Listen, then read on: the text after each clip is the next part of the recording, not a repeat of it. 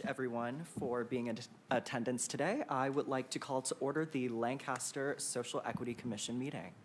Assistant City Clerk, could you please call the roll? Commissioners Carter, Here. Davis, Present. Deloche, absent, Ramos, Present. Sanchez, Here. Chairman Kristen Pope. Here. We have a quorum. Awesome, perfect. And before we continue, would anyone like to do the invocation? Actually, Sean, could you please do the invocation?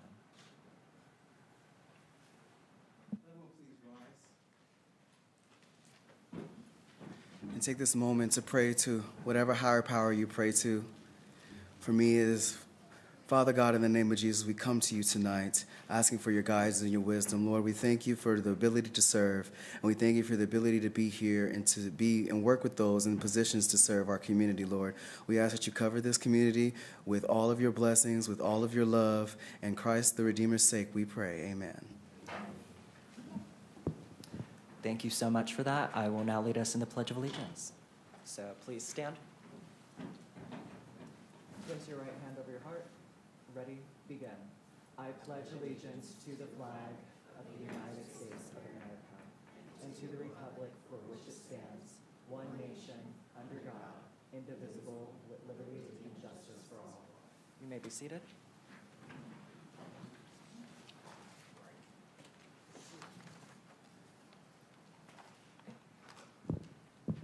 Are there any speakers for the consent calendar? No, there are not. Okay, awesome. Is there a motion and a second for the approval of the consent calendar? I motion. Perfect, thank you so much. Commissioner Sanchez makes a motion. Does anybody second the motion? I second. Commissioner Davis seconds that motion.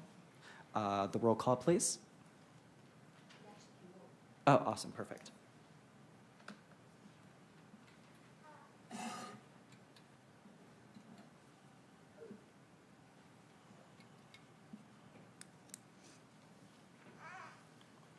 It passes unanimously. Perfect. Thank you so much. And the first item on the agenda is new business, the discussion and possible action on the Lancaster Community Diversity Togetherness Health and Wellness Equity event series. And the presenter for that is Commissioner Carter. All right. Thank you. And good evening, everybody, and Happy New Year. And I'm Commissioner Carter, and I am very happy to make an introduction for a Social Equity Commission support of a great group that works here in the city of Lancaster, Antelope Valley, actually. And I'll just say that we really should participate with this group. This is an organization that has a mission to bring togetherness and health and wellness and just physical health and mental wellness and well-being to the community. They have an inclusion activist mission, and part of their mission, as part of it, they want to present some really great events during the whole year 2023. And first, let me just mention the names of the groups, and they're here. We have the Antelope Valley Skate Coalition and Peace, Love, and Skate. And they are proposing to create a roller skating and cultural activities event series in the city of Lancaster. And this will support appreciation of all people and their voices and celebrate diversity. Their group wants to work with us to foster togetherness, the feeling of being safe, and feeling of respect and belonging here in the community. They promote, again, physical and mental health and well-being equity across the cultures and generations in the Antelope Valley community. And they want to support our efforts in bringing in and including the voice of the African American community And it's in our efforts to heal the relationship and bridge the gap between the city's public safety entities and just the entire African American community, the Latino community, and just all of our diverse citizens here in the city of Lancaster. And I think with us looking at, coming upon the season of African American History Month, this is a great opportunity for us to engage this community that's oftentimes their voice is not heard, and we can engage, we can reach out and go out to them. I know that something that people have often said is if you build it, they will come. And we have the Social Equity Commission here that we've built, and they have come to ask us to support them in their efforts to really bring forth something that's going to uplift the community, something that is going to allow us to have a venue where we will have African American people that normally do not come out, do not always get to express their voices and speak to what we need in this community to serve this population. And I would just say that we should definitely support this group or these groups in their efforts. I can tell you about the events that they're planning, or we can have them come forth and speak on them and even more about some of the other work that they do. But just a real quick highlight, they want to do something that would happen weekly and or monthly, and it would include roller skating, which we know is something that's baked into the African American community. Roller skating was used as a means during the civil rights movements and the bus boycotts. African American people skated to work. There were times when African Americans weren't allowed in different rinks and created their own venue for expressing their art and creation through roller skating. They're also looking at bringing in other activities that will be family friendly and generational friendly, that will include more than just skating, but also special activities such as domino tournaments, basketball tournaments, and kickball tournaments, and some of the really activities and events that are pretty typical to Black people or African American people. And we just have a great opportunity with this group. Again, I think that what they're proposing here is something that's uplifting to the community, and it also gives us an opportunity to have the voice of our Black African American citizens in a place where we can ask them, survey them, and find out what it is that they need from this commission in this city to feel like they belong and they are included and there is equity in this community. And with that, that is all I have. I don't know if there's any questions, or maybe some of the skate community people, our Peace, Love, and Skate, Antelope Valley Skate Coalition might have a word or two to say. Thank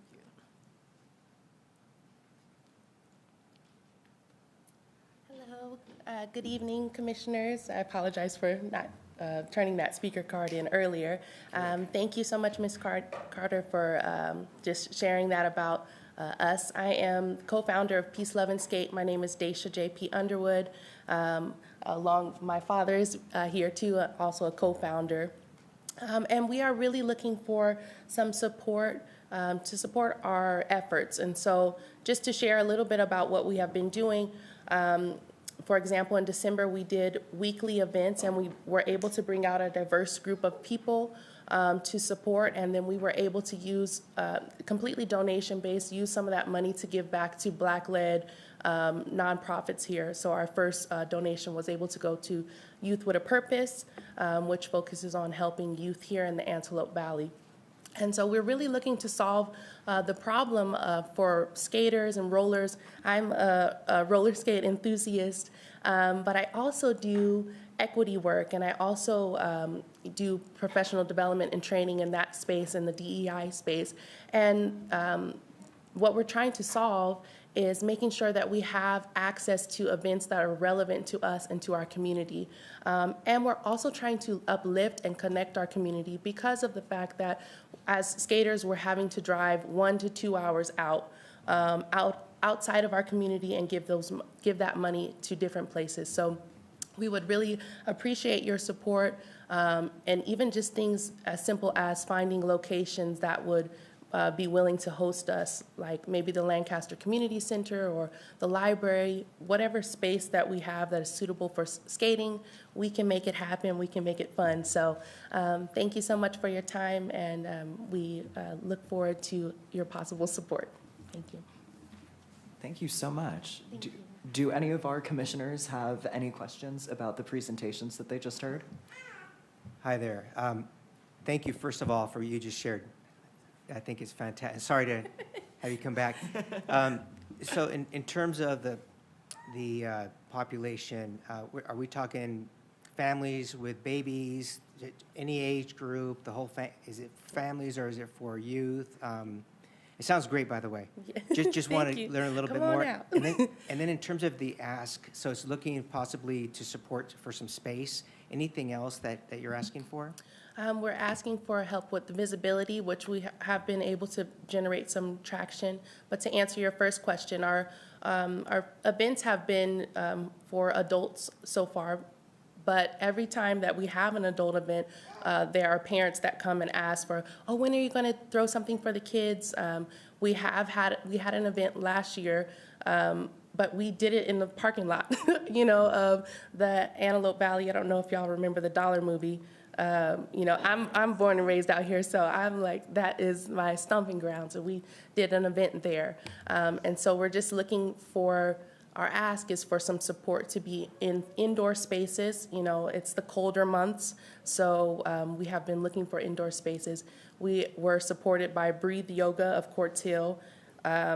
It's a place where I teach a class of mine called Love Fit, and as well as Zumba, and they allowed us to skate in that space, but it's not really large enough to support the growth. So, Thank you. Appreciate it. Any other questions before I? I was just going to say that I think this is a really great idea, too. Thank you. Are you going to have skate lessons for those of us who cannot stand on skates? Yes, ma'am. Yes, ma'am. Okay, great. And Thank then the games that you're playing sound fun. Dominoes, I love that. Are you going to have spades and bid whist and all that stuff? Yes, we can definitely get some spades in there. That's You have so to bring fun. your own partner, okay? I think that's real. It's really just invigorating to hear Thank you. this idea. So thank you for sharing it. Thank you, Keep up the Commissioner. good work. It's great. Thank you, Commissioner. Thank you. All right, thank you all. I will just say very briefly that I echo the sentiments of the other commissioners on the dais. I always believe that folks that have access to physical activity are always at a better means financially. In terms of society, we see that they're the ones that are healthier, that have the access to the most resources. And so when we're looking at increasing equity within our spaces, within our community, it's important that initiatives like yours are supported. And so hopefully, for example, Commissioner Ramos and Commissioner Davis, if you would like to help her in her efforts, I think that would be amazing. Thank you so much for your presentation. I really appreciate it. Thank you. Thank you all. Thank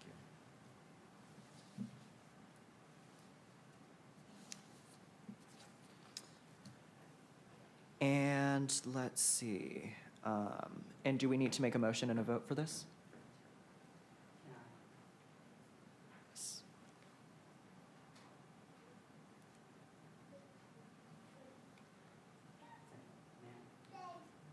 Yes, go right ahead. Good evening, Commissioners. Congratulations, Giovanni Pope, on your new chairmanship. Thank you. I think that there might have been one little tiny tidbit that's lost in translation based on my conversations with Commissioner Carter, as well as the community members that want to put on this series of events. So my understanding, and pardon me, my name is Ronald Chatters III. I'm a consultant here with the City of Lancaster, and I'm the former staff liaison to the Social Equity Commission. So my understanding of your calling as a Social Equity Commission is to aid the city, particularly the city manager, the director of public safety, and the sheriff's department in bridging the gap when it comes to criminal justice matters. So one issue that the city struggles with is getting input from the African American community here within Lancaster.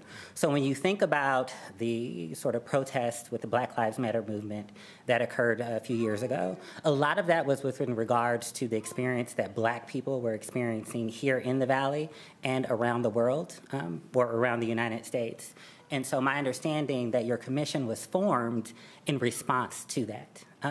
And one thing that the commission was striving to do within the past year was figuring out how to connect with the communities, people within particular communities that oftentimes don't show up or oftentimes don't feel like they have a seat at the table.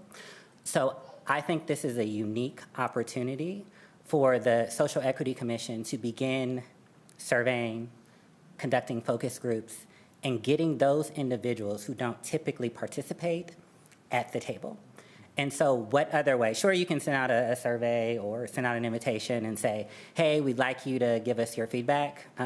But people are more likely to attend and show up if they're engaged in some activity that they like. And what the previous speaker and Commissioner Carter were saying, at least what I was hearing, was one way to get those people to the table is to offer them an experience that they typically like and that they will enjoy. The caveat here, though, is to use it as an opportunity for the Social Equity Commission to survey them, to collaborate with the new Director of Public Safety, Roderick Armelin, to use those as opportunities to gauge those communities and get their feedback. So as things like the new hybrid model and the sort of revamp of the Public Safety Department are occurring, you're getting that constant feedback to aid in that process of making the city a better place for everyone to live. And that's not restrictive to, say, the Black community. There are activities that the Latino community enjoy. So thinking of it in that way, how do we get people to the table? How do we engage them? How do we ask them questions without making it seem like it's just like a plain old survey? Have an activity for them to participate in.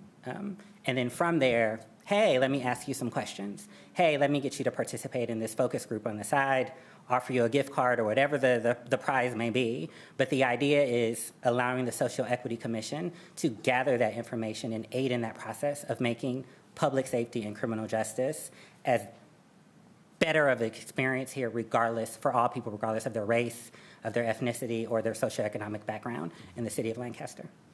Thank you. Absolutely. Thank you so much. Mr. Chairman? Yes, please. I think that Mr. Chatters brought some good points, and I just wanted to, for the folks in the audience and for our new commissioners, and the Municipal Code, Chapter 2.39, the creation of the Social Equity Commission. There is created a Social Equity Commission for the city with the purpose of acting in an advisory capacity to the City Council, City Manager, and the County Sheriff's Department to cultivate and sustain diversity and inclusion through accountability and civilian oversight by fostering a fair and equitable justice system with transparency in all forms of government in the city of Lancaster. And you guys decide how to do that. Perfect. Then, as a commission, we will look at all possible action that we can take in regards to some of those plans and priorities, because we do know that Black History Month is coming up, and so it's important to make sure that we're getting folks' feedback in the time that, that's at front of mind for many people. So absolutely, yes, we will discuss that. And do we have to make a motion to move on to the next item?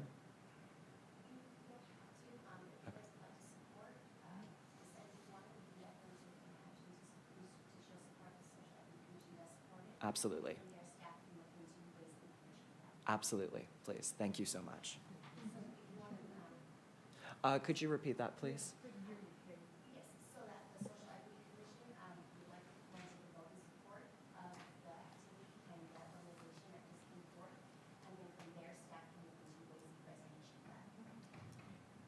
Okay, so we're taking the vote?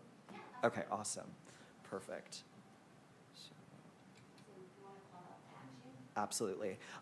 So for us to vote on new business item NB1,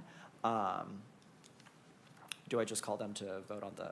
Yeah, you're in support of. Okay, just wanted to say that I'm in support of new business item NB1, and if you all could make the indications on your voter deliberator, that would be great. Thank you.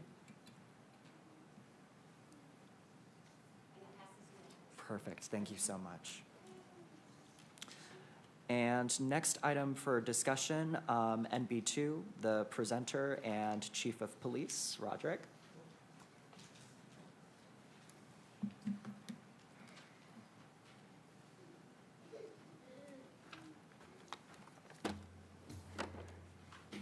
I always cringe a little bit when I hear that chief of police word. It's not there yet, but it's coming.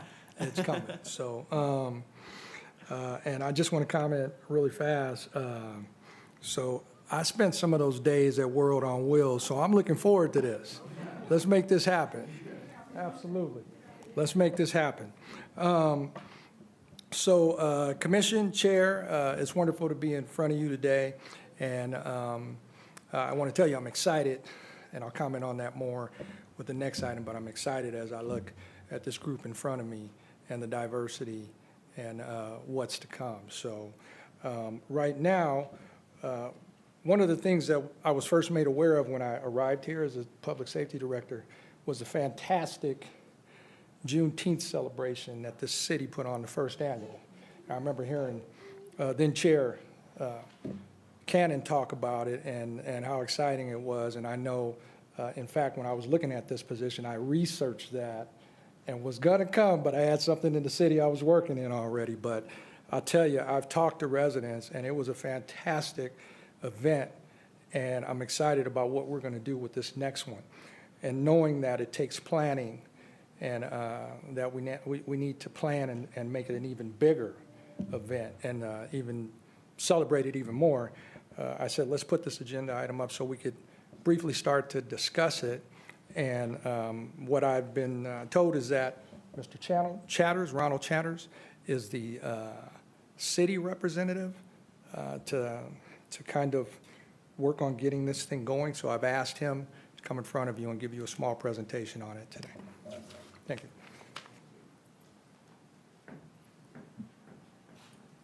Here I am again. Good evening, everyone. Again, my name is Ronald Chatters III. I'm a consultant here at the City of Lancaster, and I'm the former staff liaison to the Social Equity Commission. So some of you I already know, but the new people I have yet to meet, but I look forward to meeting you and building a relationship and helping you achieve your charges. That being said, I had the pleasure of working with the community last year to coordinate and develop and plan the city's inaugural Juneteenth celebration. How many of you guys know what Juneteenth is? All the old people should be raising their hands. Commissioner Davis, would you like to tell us what Juneteenth is, the celebration of Juneteenth? It's celebrating when slaves were free. Yes, but not exactly when all slaves were free. So prior to June 19th, 1865, President Lincoln had passed the Emancipation Proclamation. That freed all slaves within Confederate states. So you're not thinking about the states where slavery wasn't technically legal, or the states that had not possibly joined the Union yet. We're only talking about Confederate states. So some of those Confederate states, one in particular, the slaves that lived in that particular state, the state of Texas, had not learned of their freedom yet. So it wasn't until about 2.5 years later that someone came in, a colonel, the Army came in and informed all of those black people that they were now free.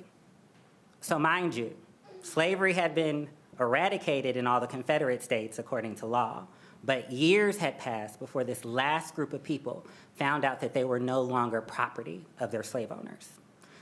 It is said that on that day, black people, now free, began to celebrate. So that's what we celebrate. We celebrate the last day that people who were formerly slaves in the last Confederate state learned of their freedom. However, it wasn't until the 13th Amendment, which was approximately a year or so later, that President Lincoln signed into law the complete eradication of slavery for all states, regardless of whether you were a Confederate state, regardless of whether you were in the North or a non-Confederate state, or whether you were a new state joining the Union. So this particular day, June 19th, 1865, that's the official day that this occurred. We celebrate that day to celebrate the freedom for all people, not just Black people. Because regardless of your skin, regardless of your background, your religion, and so forth, the one tenet that we have here in America is that you are free. You are not the property of anyone. So last year we had the opportunity, once Juneteenth became a federal holiday, is to come together as a community and have a big old celebration, which we deemed a family reunion, for all people, regardless of their race, regardless of their socioeconomic background, regardless of their gender, regardless of their sexual orientation, whatever the case may have been, this was a day of togetherness. The Social Equity Commission was a part of that planning process. Just to give you a little bit more background, this event came to being because the city received a number of applications from community groups to put on a Juneteenth celebration. Once the city received those applications, the city then said, well, there's no reason to have multiple celebrations. Why not just have one celebration? So my job was to bring everyone to the table and coordinate those efforts. And there were approximately 20 people that participated in that process. The Social Equity Commission being a part of those members, that group that decided what events would occur or activities, decided how much money would be spent on a particular activity, what vendors or how we would go about inviting vendors. We all know your Commissioner Carter is a skating enthusiast advocate. Skating was a part of one of the activities at the event. So we met over the course of about 2 months. Again, we had on average about 20 community members that sort of planned this event. And so before I continue to speak, I want you guys to be mindful that what's most unique about this event, that's not like Poppy Festival, that's not like any other city event, is that the community is the one, or the people that are sitting at the table and that are directing the charge. So they're deciding how they want it to look. They're deciding who they want to invite to entertain us, who they want to invite to engage us in activities. My job from the city, again, was to coordinate those efforts. So if the city wanted, or I'm sorry, if the community wanted something in particular, my job was to met that out, to make sure that it came to fruition. So again, we met over the course of 2 months. The community partners raised approximately, I believe it was $20,000 from various donors throughout the community. That's not including the additional money that the city itself gave to help support the event. So all that being said, we had a wonderful event. It received a number, great praise from everyone in the community. Just to go over an overview of some of those activities, we had a pop-up skating rink for the community that was free of charge. You had free skate rental. We had a number of activities for youth, whether it was a sack race, a three-legged race, a double Dutch contest, coloring book stations. We had approximately 47 vendors that participated at the event, including food vendors, a number of food trucks, a number of nonprofit organizations that were selling things but raising money for their nonprofits, as well as Kaiser, I believe CASA, I believe it's called, or PESA, just a large group of people that participated. So that being said, here we are again. It's a new year, and we are at the second annual Juneteenth celebration. So I've been asked once again by the city to coordinate those efforts amongst the community to get this to be a bigger and better celebration than what it was before. So I am here today to invite each of you, the entire Social Equity Commission, to participate in that process. Last year, so let me tell you the caveats, the difference between last year and this year. So last year we had the Social Equity Commission participate in its entirety. The existing commissioners who participated in that process will probably tell you that there were some administrative difficulties that we had to encounter in terms of, well, the meetings are public, but the Brown Act requires that we make everything, post it, publicize it, and so forth, agendize it. This year, we won't necessarily be doing that when we invite you. We invite you again in your entirety. When you show up, you would be showing up as Karen Davis, Frank Ramos, Giovanni Pope, and so forth. But again, I'm inviting the Social Equity Commission to participate in that process.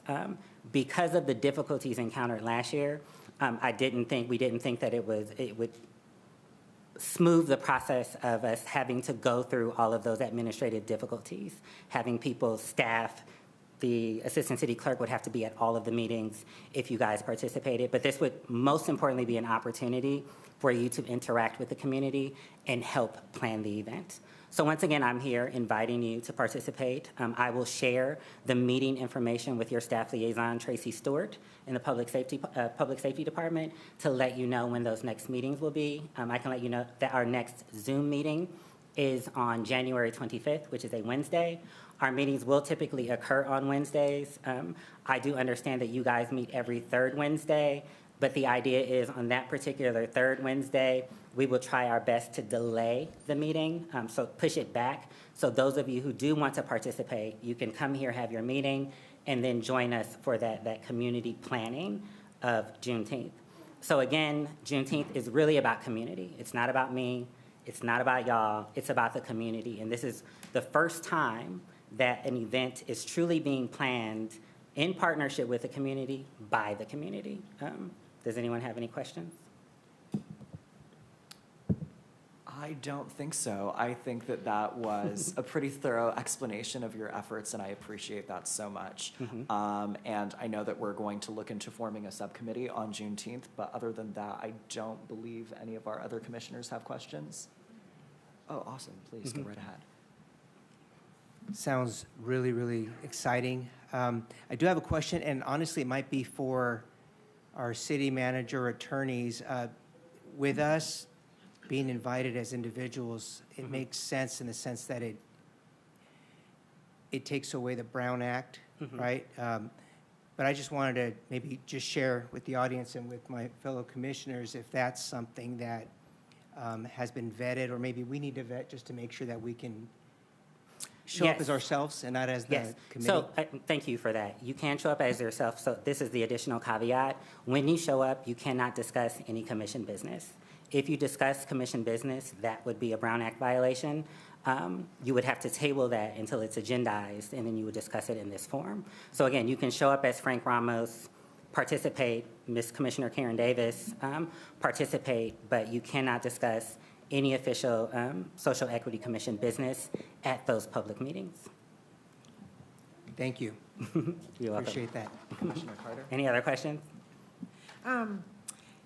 Thank you, Mr. Chatters. And I have to say that event last year was awesome.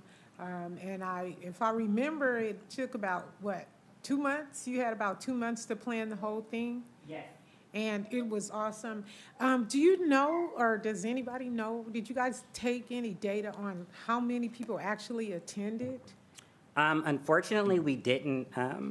We weren't unable to count the exact number of people that were there because the park was completely open to the public.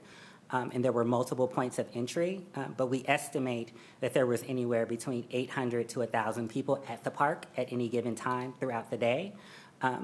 That's not to say we don't know if everyone came to the park specifically for Juneteenth because the park was open to the public, but we do know that people that were there, they did pass through, they did enjoy whatever activities, festivities there were. The Social Equity Commission did have a tent at the table that offered youth the opportunity to color in Juneteenth color books. And within those color books, there were different figures throughout Black history that they could learn about. They were allowed to take those color books and crayons with them. And so in addition, this idea of celebrating freedom, we also wanted people to have something to take away from it. That's great. I'm just thinking about if what you guys and what the commission and the community pulled off in 2 months and you're planning now. I'm just imagining what it'll be like this So again, year. we're starting early this time. So last year we started late April. We only had 2 months to pull everything together, starting with $0. We had to raise money. The city matched some of that money, and then the city stepped in and did some other things to make sure that the event was successful. This year we're starting about 6 months in advance. And the idea is now we have more time. We can put in more effort to make the event bigger, better, raise more money. So. any And other- I would just say one recommendation, because I do see this as an opportunity for community members, small business owners and minority business owners to, get some traction, get some visibility, get some customers. And I really could see this turn into a destination event for, Yeah. cities miles around.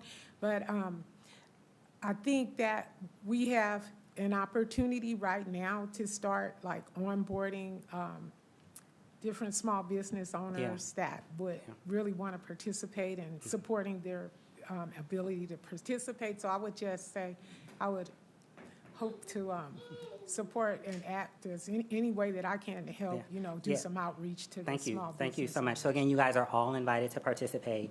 To reiterate, you would be participating in your individual capacities, not as official commissioners. If you do choose to show up at one of the meetings and participate, you would be restricted, thank you, Mr. Ramos, for reminding me of that, from discussing any official Social Equity Commission business, because that would then violate the Brown Act. But I invite you all, and I do think versus creating a subcommittee, this is a better option because you do have 3 new commissioners that weren't a part of that process. So if you guys did want to participate, you would have that option to participate, and whoever that vacant seat will be, the 7th person, that person, if they wanted to participate when they joined, they could do it as well, as versus if you had a subcommittee created by the commission, that experience would only be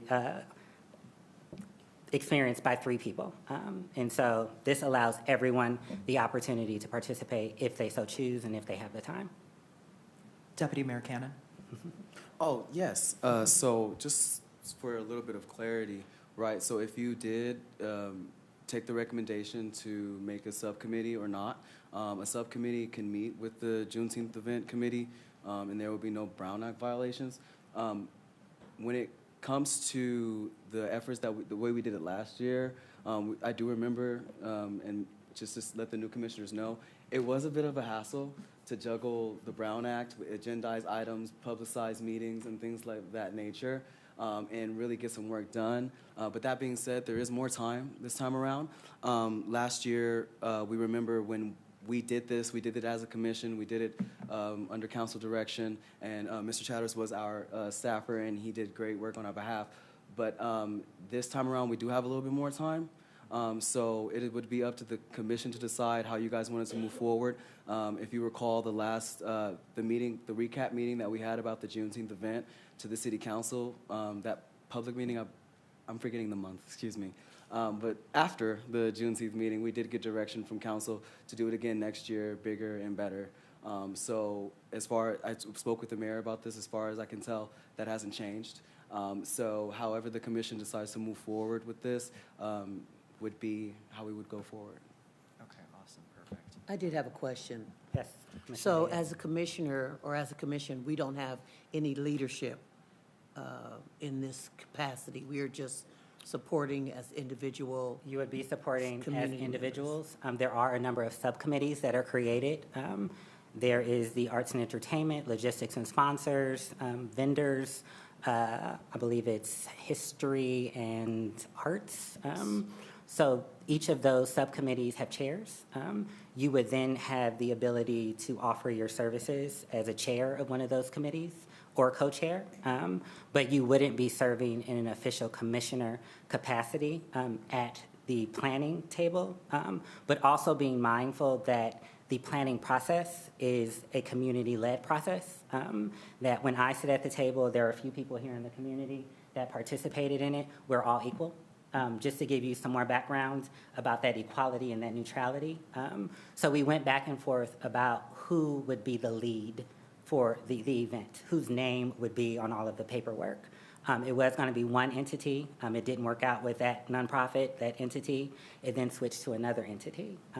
But there was a mutual agreement amongst all of the members that regardless of who that person was, everyone was equal at the table. Everyone was putting in the effort. No one needed the credit. No one took control. It was a community collaborative process of making decisions.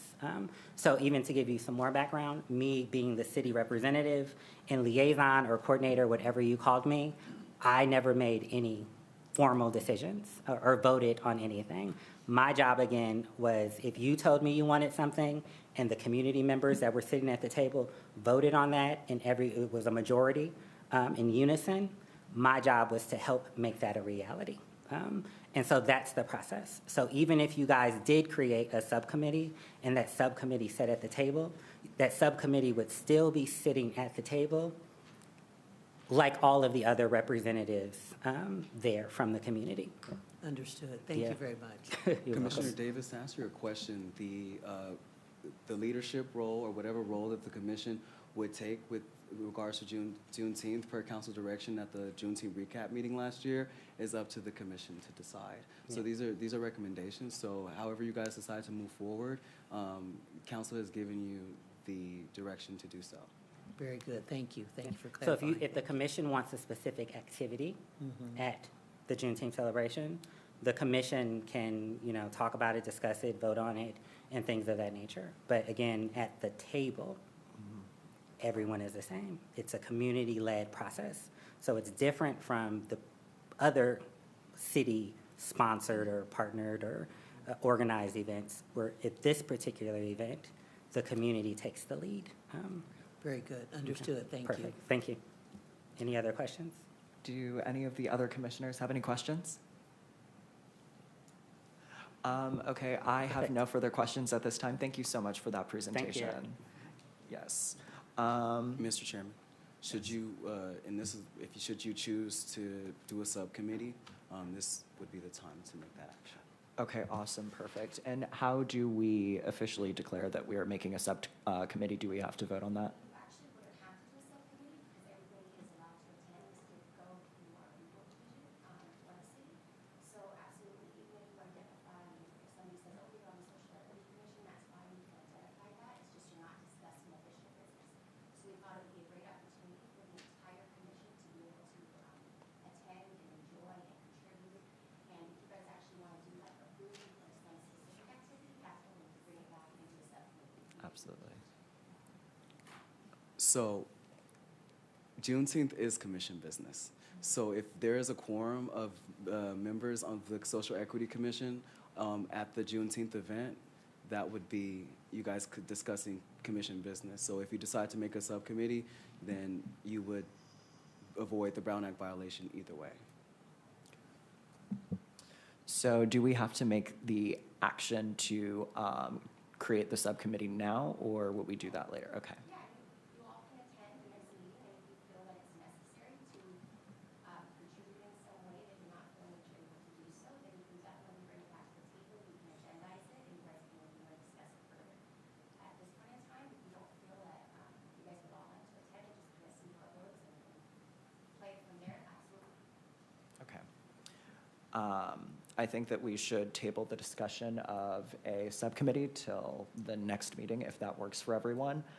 So we're not making any final decision on that. We're just postponing it to next meeting. Does that work for everyone?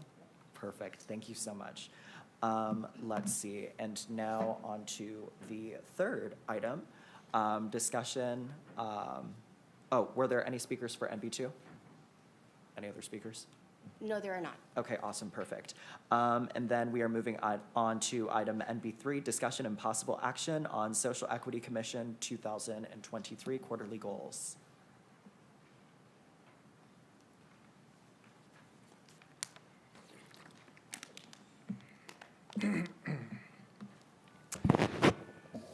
Hello again, Commissioners.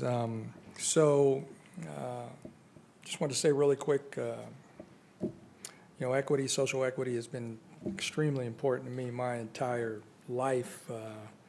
In fact, I look back to how my mother and single mom and two sisters and how they, especially my mom, instilled in me the importance of equity and appreciation for all cultures and races.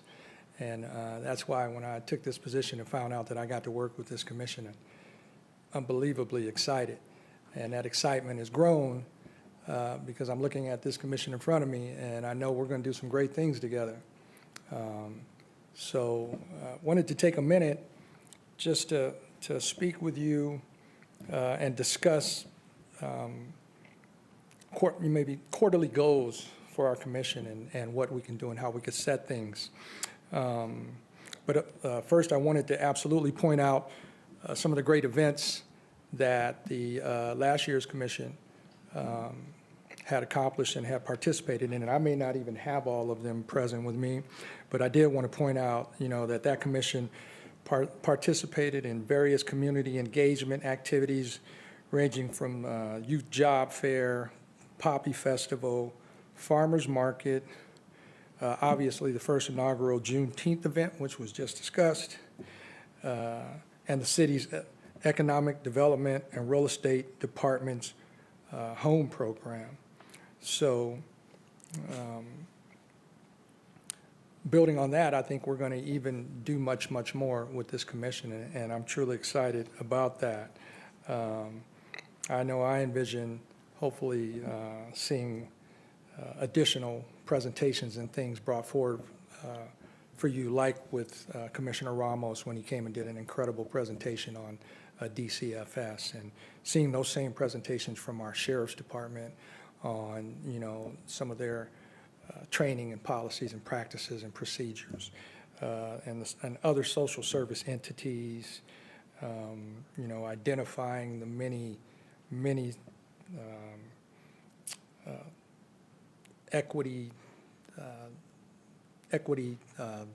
organizations that we have in our community, identifying and supporting them, and then identifying community members who go above and beyond, championing fairness and equity. So with that said, this item was agendized to start the discussion amongst the commissioners of what they would like to focus on during the upcoming months and year. We would like the commissioners to email staff, specifically Tracy Stewart, and we will provide you with that email should you not have it already, your ideas and suggestions for the upcoming months so that we can get itemized agenda for the commission to review and discuss as a whole in order for any type of future action and/or planning to take place. With the next meeting for the commission being Wednesday, February 15th, 2023, we are requesting that the commissioners email staff their ideas and suggestions by and/or before Tuesday, February 7th, 2023, so that staff can further review and agendize for the commission. We're already about a month into the new year, and we'll be closer to 2 months by the commission's next meeting. But the gathering of this information will be very valuable and helpful for the commission moving forward through this next year and aid us in accomplishing whatever goals you would like to set. I'll be happy to answer any questions. Do any of the commissioners have any questions? No questions. Thank you so much. I Thank you. appreciate it. And so do we have any commission discussion for item NB3? The reason that I ask is just because last time when we had discussed some of our goals for 2023, I had asked everybody to keep that in mind, and we can do a report out of that at commissioner comments. But I just wanted to make sure that that was on everybody's mind. And now we can move on to the addendum, which is item NB4.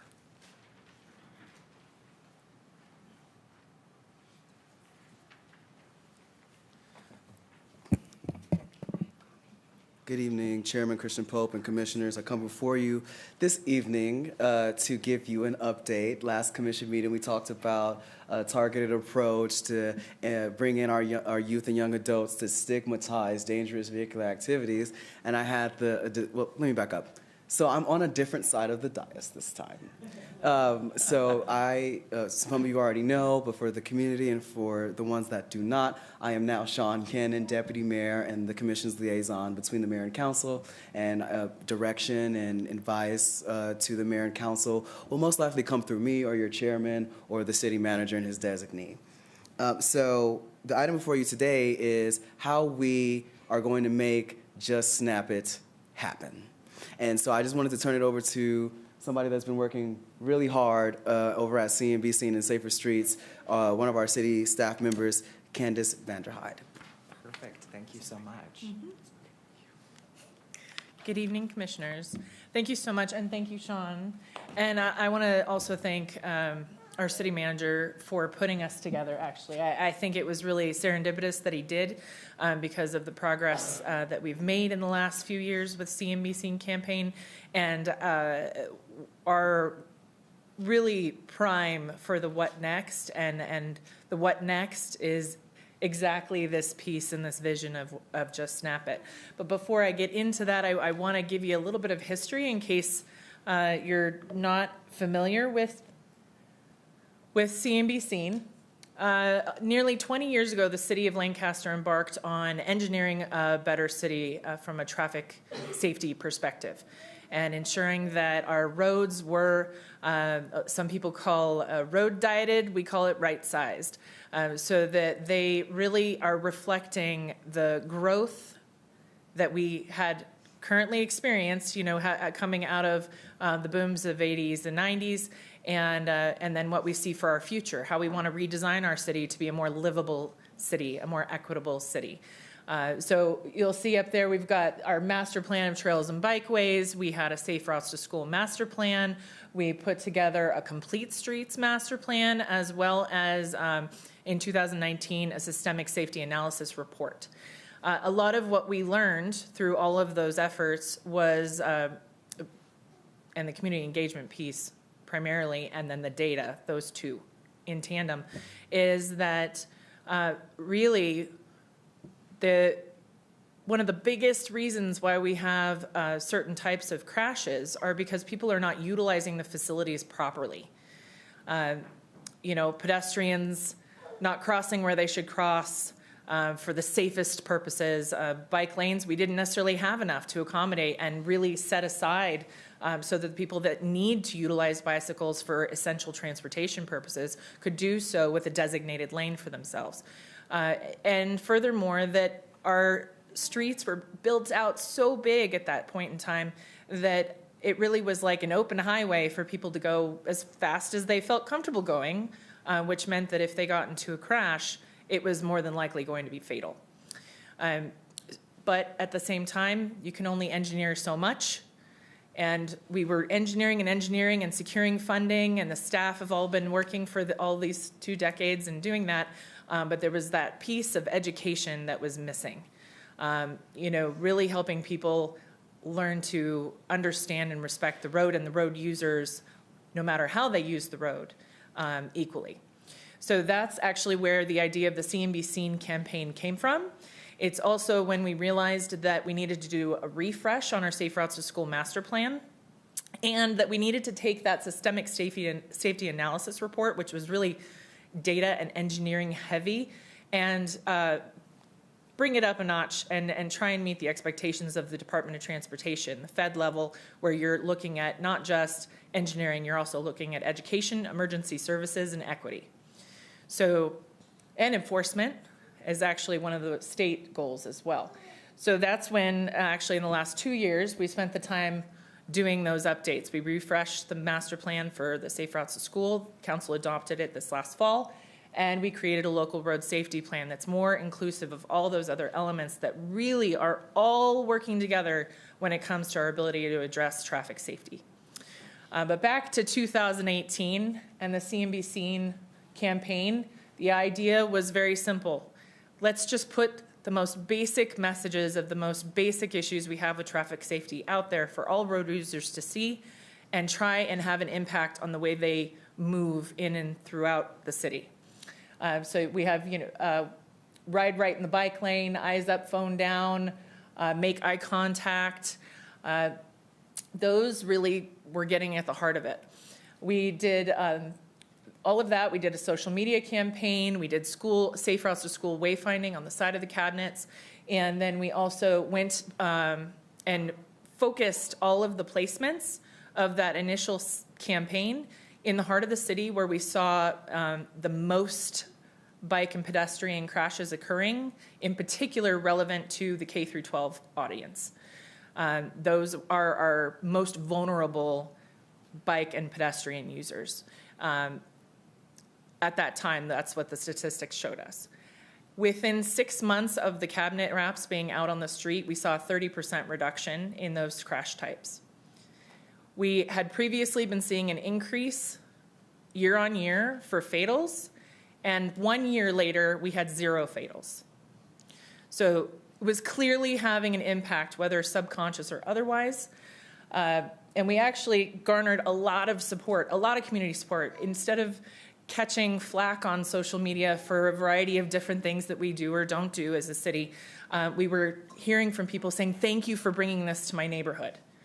We have this issue in our neighborhood. We really appreciate you caring enough to come in ours and put this out there to remind people.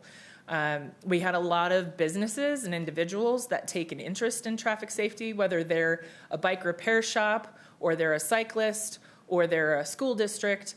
And we had, before I knew it, within a year, 20 plus people and businesses that wanted to partner with us and take it to the next level. I forgot to mention, actually, that we started that campaign with money from the Office of Traffic Safety, and that'll come into play as we move through this. When we had the partners all come together, we launched a whole partnership committee and really did what I loved hearing about Juneteenth. Had it happened, I get to facilitate their ideas and make them happen, which is a lot of fun. It's very fulfilling work. We took the idea and thought, let's, instead of doing back to school assemblies where we're just there for 5 minutes, let's do full length assemblies where we can, maybe STEAM-based, hands-on, really impact the kids, not just from a traffic safety perspective, but maybe city planning, engineering, art, help them understand that there's ways for them to be engaged in these industries that ultimately down the line, generationally, may have a cultural impact on our community. So we had pitched it back to Office of Traffic Safety for additional funding in January of 2020, with the idea of being in the schools, keep in mind. So by the time March 2020 came, and we should have heard back from OTS, clearly there was a reason we didn't hear back from OTS.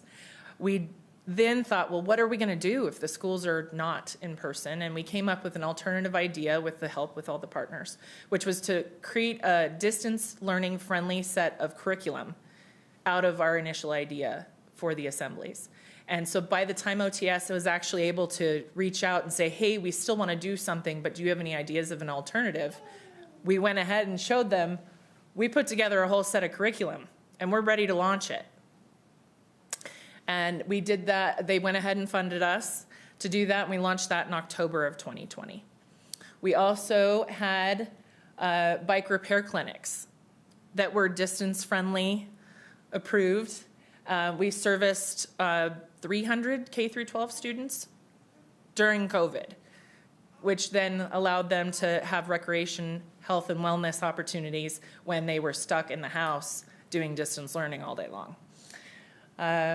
We did an art contest so that we could do a new series of the cabinet wraps, but also have the students' art on there to call attention to the fact that this cabinet exists near a school or in a neighborhood, and this kid drew this. Please respect this neighborhood. That subconscious subliminal messaging. Then we also hosted in 2021 a virtual scavenger hunt to try and get people out of their homes again, to be active, including, a mural scout. We had integrated actually some of the work that we did with the curriculum and included it in the scavenger hunt, but it was a lot of social media and app-based sort of stuff, and we had great engagement.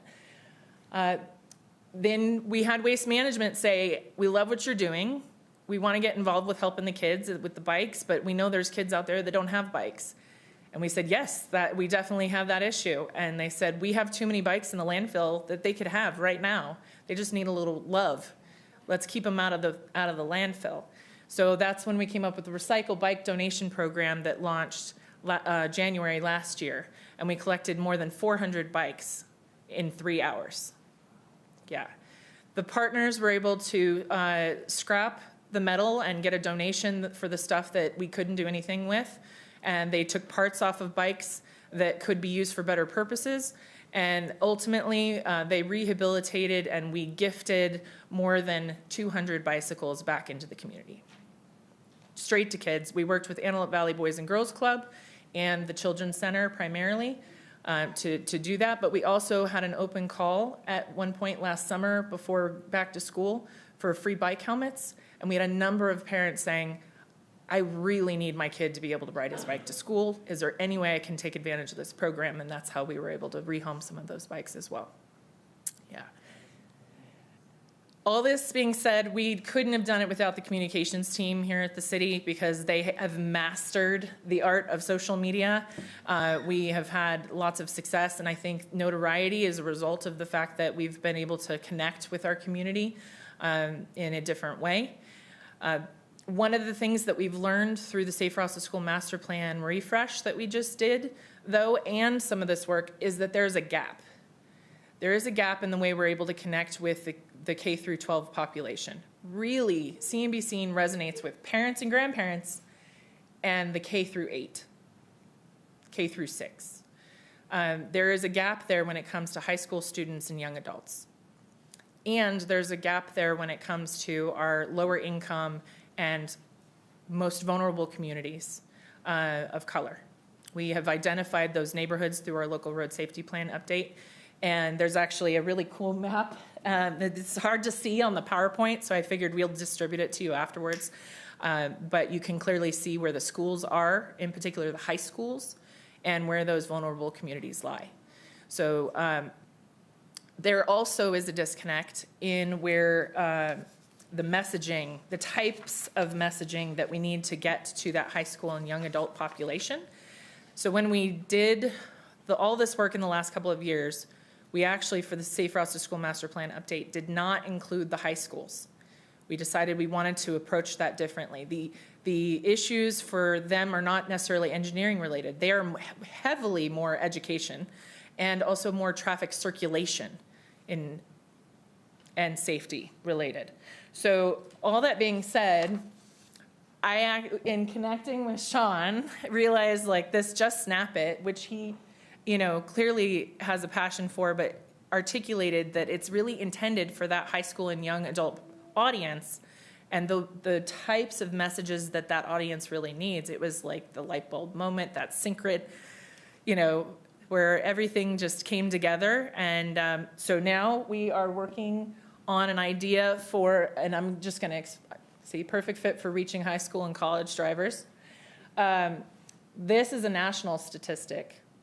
But I will tell you that in our community, one of the number one reasons for teen deaths right now is crashes.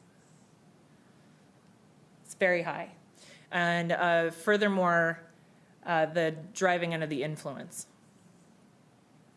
And a lot of times the crashes and the fatals are not wearing your seatbelt and speeding. Trying to run that red light. Here's some additional stats. Car accidents are the leading cause of teenage deaths, actually, nationally, but they are definitely in our community. In fact, a lot of times you see the homicide news. We actually have 2 times the number of fatal crashes compared to homicides in our community. Yeah. Drivers ages 16 and 17 are nearly 9 times more likely to have an accident than middle-aged drivers. 61% of teenagers admit to risky driving behaviors, and teens are more likely to underestimate or not recognize, dangerous driving conditions, which here it can just be a slick on the road that doesn't look like anything, and before you know it, you're in the wrong side of the lane, Just Snap It, and I'd love for you to explain more about the acronyms, but how it addresses these concerns. Thank you. So as we talked about in the last meeting, and thank you so much, Candace, you know, the stats that she just presented is, so what do we do about that? And how do we get into not really necessarily the minds and hearts, but yes, the minds and hearts of youth and young adults to not only know what to do behind the wheel, but to be active passengers and to be a good friend and to be responsible. And so just snap it, pretty much, the SNAP stands for safety. It really just starts with just snapping your seatbelt. It really just starts by being a leader in your friend group and saying, we're not moving until everybody has their seatbelt on, especially if you're the one behind the wheel. The N is, do you need a ride? You've been drinking. Do you need me to get you an Uber? Do you need me to call your mom? Do you need me to call my mom? We need to get you a ride because you cannot drive, and we came here together. I'm going to make sure we leave together. Act. All of those things that I just said in those previous things is how you act. Take action. And sometimes, and this is how we can communicate it, right? Sometimes it means the only person you really could control is yourself. So if you know that it's not 100% safe getting behind the wheel of a car, then don't get behind the wheel of the car. If you know that they're going to that takeover, you might not want to get in that car.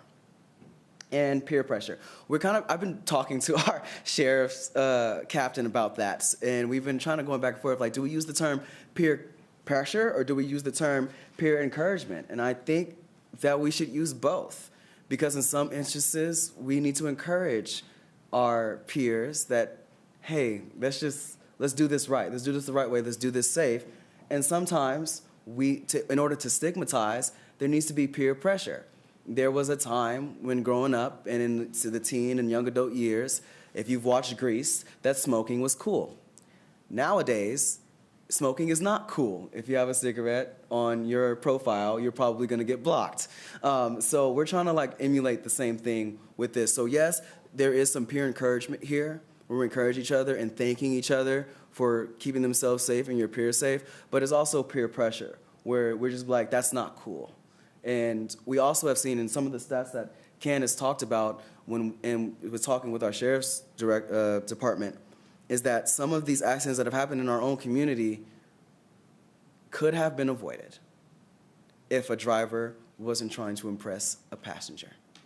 And so if it's clear that some of these things aren't cool, that's a way we can approach to mitigate some of that.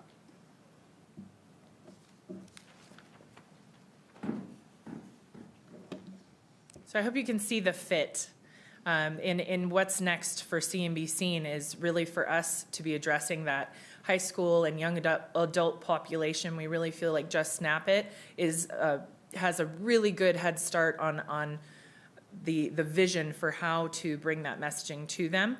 And what we'd like to do is actually seek funding, specifically activation funding. We've been very successful with CNBC and the Office of Traffic Safety, and they actually have their annual deadline at the end of this month. And we've been brainstorming what activation funding would look like. There's some safety tools, some collateral materials. We want to do some engagement events and activities in the schools. So we'll be accounting for all of those details. And really, we're just hoping that the Social Equity Commission itself will be excited to support, the activation process itself, the rollout, potentially, helping give feedback as we develop the materials and come to the events and those things. I know that a lot of the work, like I mentioned, the local road safety plan, in order for us to move forward, engineering is not everything. And we've been doing a lot of work with schools and education. I think this is a great next step for us to target the population that we seem to have a gap with. But our vulnerable communities, if we don't start addressing them and meet them where they're at and provide equitable support with the resources that we're providing when it comes to traffic safety, we'll never reach Vision Zero. It won't be possible. So it's absolutely essential, and we really, really hope that you see the vision that we see and that you're encouraged to support it. Thank you. Absolutely. Thank you so much. Do any of our commissioners have any comment or questions about the presentation y'all just saw? I did. Commissioner Davis. I love this presentation. I'm super stoked about it, so. Thank you. Thank you both for doing this, and I see how this Just Snap It is bridging that gap, and we need it so much. I even envisioned some cool bracelets that look like seat belts that the kids would wear and pass out as part of the collateral. But I did have a question, as far as the young people of color and in the inner cities or the cities where they're most underserved, how are we targeting that area or that group? That's going to be a collective effort, really, in the process of developing the programming.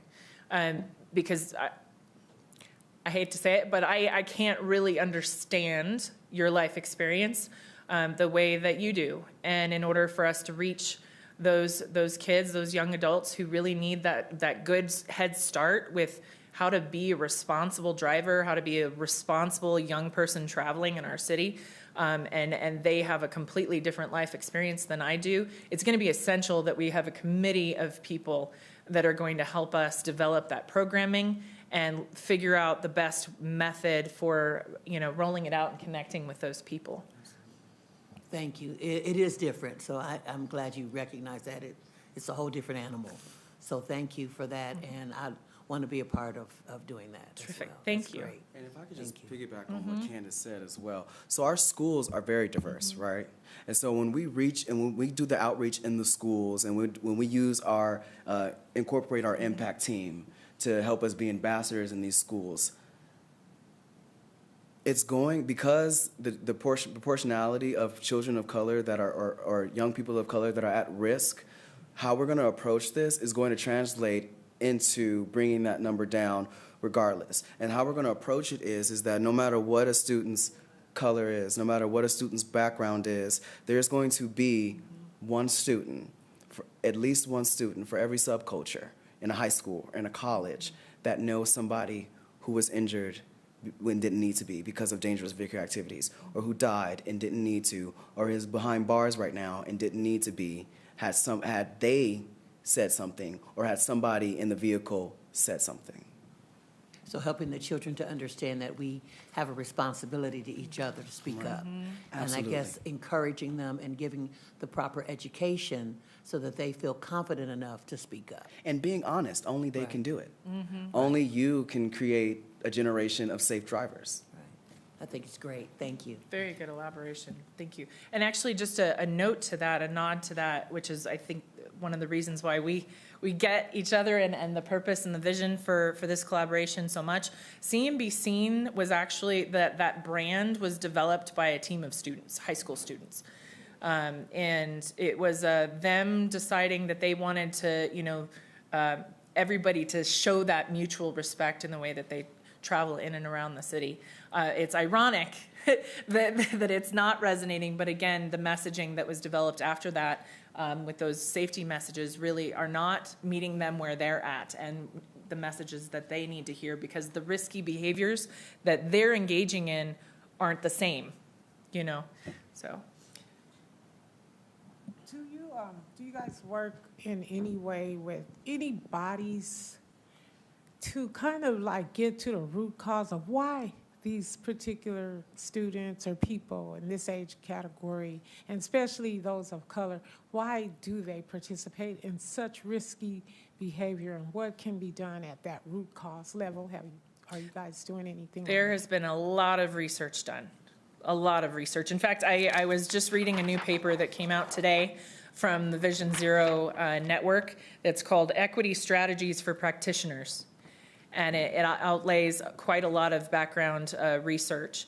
I think, though, while that may be true, that this kind of research exists, a lot of it can be generalized. And I think that it's incredibly important that we take the time in the process of the engagement work that we do to do exactly our own research in a way. Ask them to be a part of the solution by helping us understand why, or what have they experienced, and what they see their friends doing. If they had someone die or be severely injured, what do they know about that situation? So that we can learn, because I really think that every community has its own issues. We've got our own uniquenesses and challenges.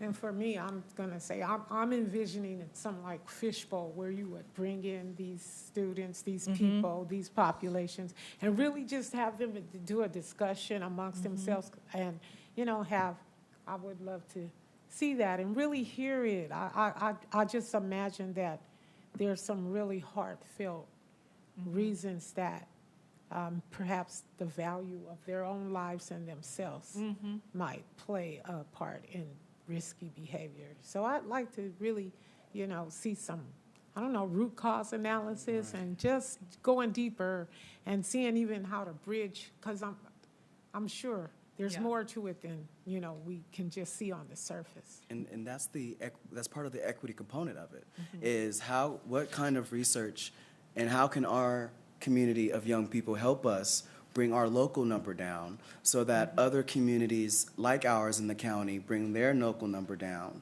and the communities in the state, and then it brings that national number down. So if we approach it in a way, in our own backyard, an equitable way, to find out what is it about our community that makes this the leading cause of death for young people, then that approaches it in an equitable way and creates a model that really could blow up.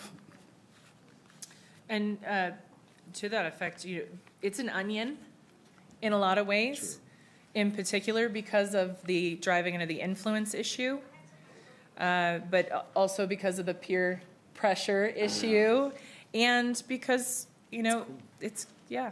let's go fast. Let's beat that light, But this paper that just came out, it's not terribly long. It's, I want to say, 15 pages or so. I'd be happy to email it to Kathleen so she can share it with you. It'll give you just a bite size.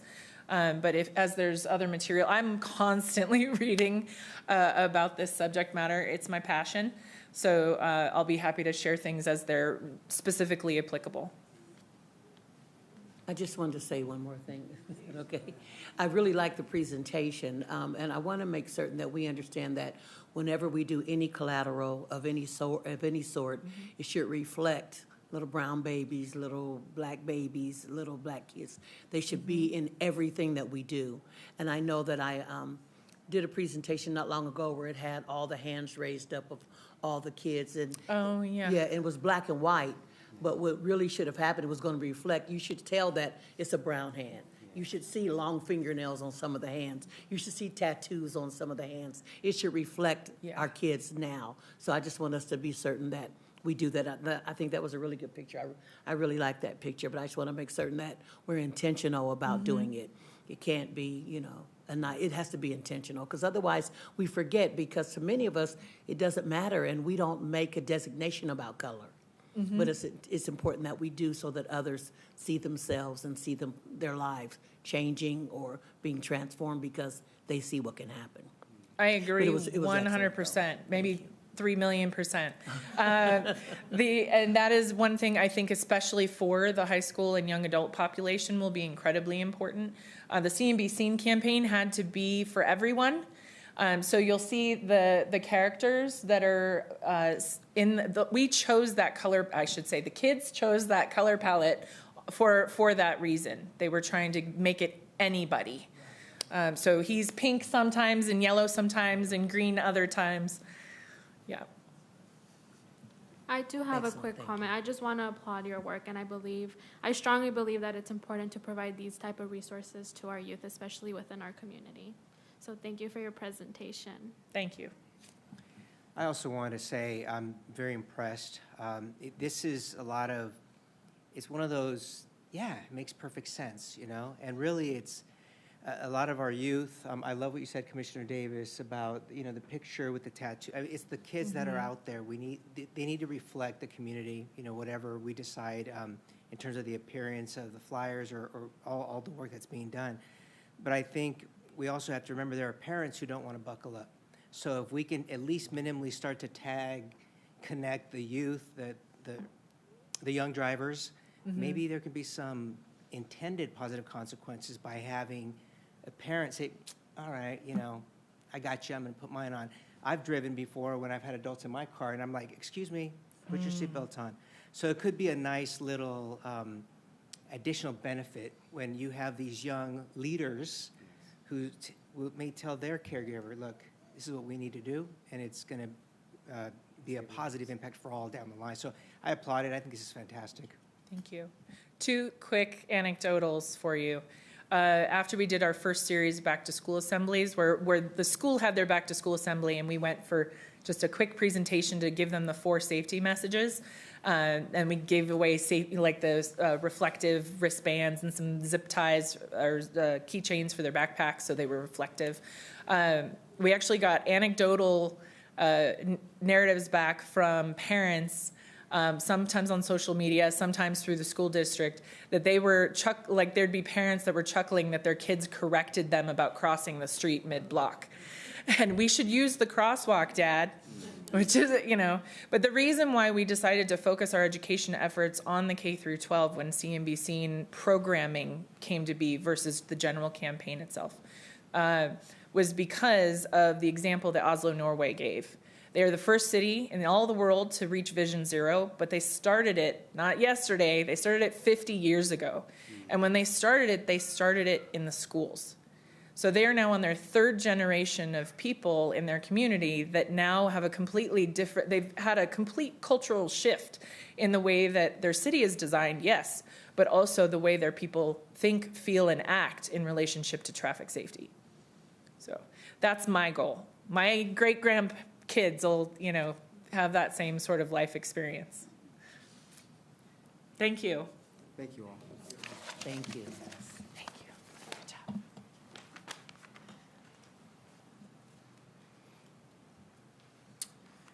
And let's see, thank you so much for that presentation. And now on to new business item 5, the addendum. So Deputy Mayor Cannon, could you please come back? We have also been talking about, and we've heard from community members before, about diversifying our network of folks that we tap into when we do things at the city of Lancaster. Something we've also been talking about as a goal of ours was to uplift small businesses, startup businesses, and really stimulate that economic and entrepreneurial spirit of our people. So I want to invite JC Rep and Entertainment here to give a presentation on some of their ideas about how we can achieve those goals. And I do have paper copies that I'll be giving to each. Awesome, thank you. Hello, hello. Hello. How are you guys? Doing well, thank you. Yourself? I'm good. A little nervous, a little sweaty, but I'm okay. But you're fly, so you got this. Thank you I so much. appreciate that. As Sean is passing out right now, that is my presentation. I tried to make it as short and sweet and to the point as I possibly could. There's a lot of information that I do want to share with you guys, but I'm going to try to make it as short as possible. So who I am, my name is Brandon Coleman. I am the founder and CEO of JC Rep LLC. And I've been a Lancaster company for 2 years, so I'm still fairly new. And once again, thank you to Sean. I call him my little brother. And I actually met him when he was trying to get a position actually in the city. And when I met him with his younger brother. He had a simple black and white piece of paper. I think he had on some shorts or something like that. And since I met him, I kind of just, I don't know what it was, but he kind of made a lasting impression. So it's good to see him doing what he's doing now. But I had a conversation with Sean. I'm also his barber, so you're welcome. But I had a conversation with him, and I told him, I said, I have a problem with things that are going on in the city of Lancaster. And the issue that I have is I don't see a lot of representation of people that look like me.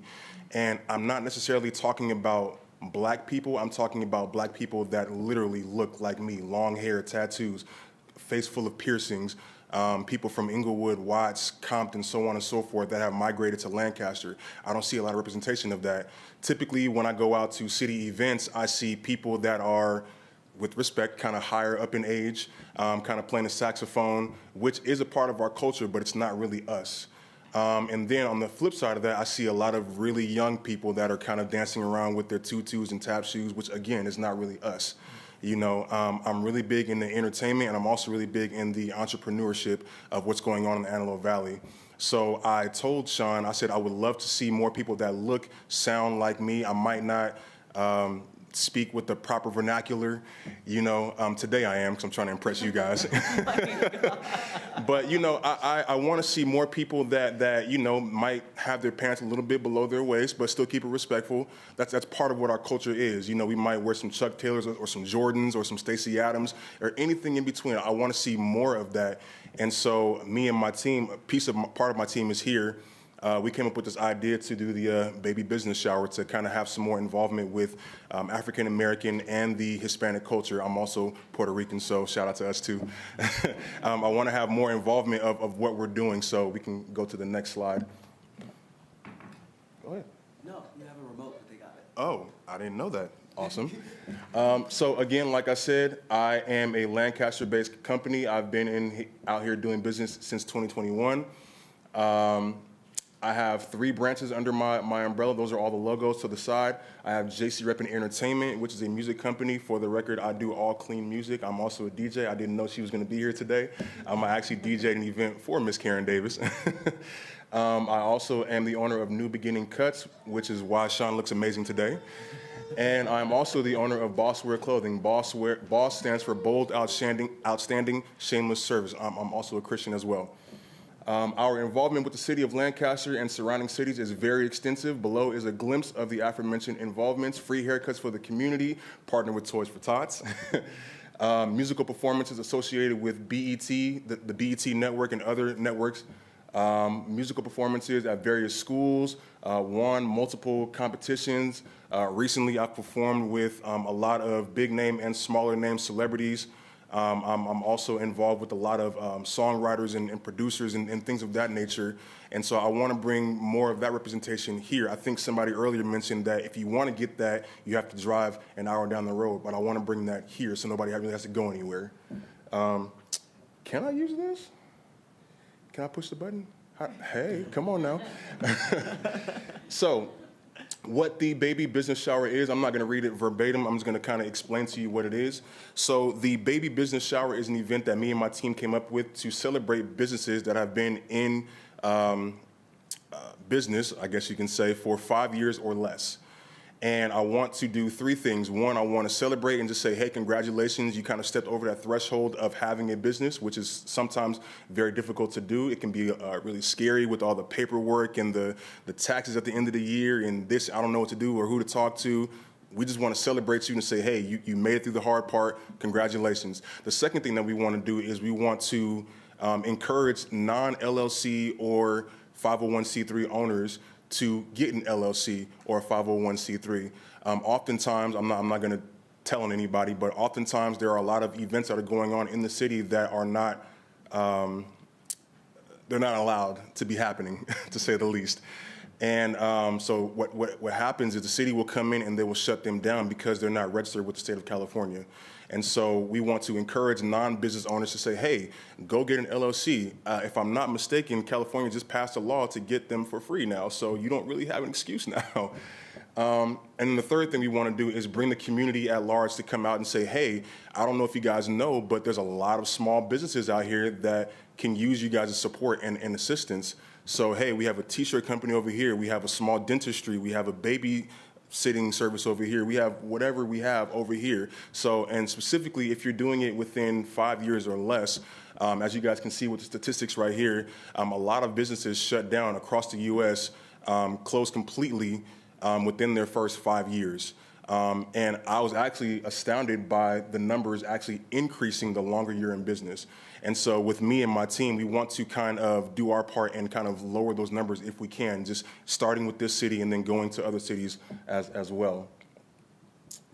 Now, I might be moving too fast, but that's perfectly fine. Benefits of partnering. So one of the things that we wanted to do, we want to form a long-term partnership with the city of Lancaster. We want to be able to say, hey, there are more people that are out here that look and sound like me, so you should probably call some more of us. Because I think somebody earlier said it, you know, when there's a lot of events that are going on, yeah, we're kind of there, but not quite there. It's not the heart of the black culture that's there. You know, I've had previous conversations with Sean that says, hey, you know what, if you want to get the black people, but not just the black people, like the actual heart of the Black community, you have to relate to who they are. You know, a lot of them are single parent homes. A lot of them do have their own LLC, but they don't have a lot of people to help them with those LLCs. They have multiple children, might be struggling with some finances or anything like that. So I told Sean, you should probably cater to those immediate needs. If you can cater to those, then they might listen to what you have to say. And so again, I want to be able to help with that as any way that I possibly can.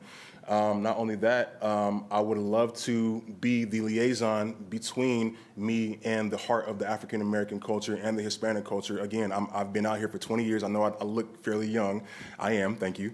But I've been out here for a long time, a very long time, since the 90s. And again, I don't see a lot of us there. So I want to be the liaison to say, hey, look, there's one of us here. Why don't you come with me? You know, it's not as bad as you think. You know, there's a lot of events that are catered to other ethnicities and other age groups. I want to be able to start the process, or if not, increase the process of bringing more attention to events that are specifically catered to the youth and young adults, the high school kids, the middle school kids. I have a son that's in middle school right now and a daughter in elementary, so I want to be able to bring events for my kids. Moving on. And then if all goes well, we have about 4 or 5 other events that we want to do later this year. Again, I mentioned that I'm really big in the community and also for the African American culture as well as the Hispanic culture. I'm planning a back to school event / barber battle. I want to do a toy drive / concert. I want to do an arts gathering / gallery. So there's a lot of things that I want to do this year that I would really appreciate the city's assistance in. And the reason why I want the city's assistance with these things is because, again, when it comes to entertainment, with respect, it's not really our type of entertainment. You know, I don't really see a lot of break dancers. I don't see a lot of rappers. I don't see a lot of poets or painters or anything of that nature. So I want to do my part and bring these things to the light. So with the baby business shower, I want to take one of these parks, bring all the small businesses together and say, hey, let's have some fun, play some cornhole, do some life-size bowling or checkers or chess if anybody knows how to play. I definitely want to play spades. I just learned how to play, actually. I'm terrible, but I just learned how to play. So I want to be able to just make it a day for the community to come out and just have some fun and also support our small businesses.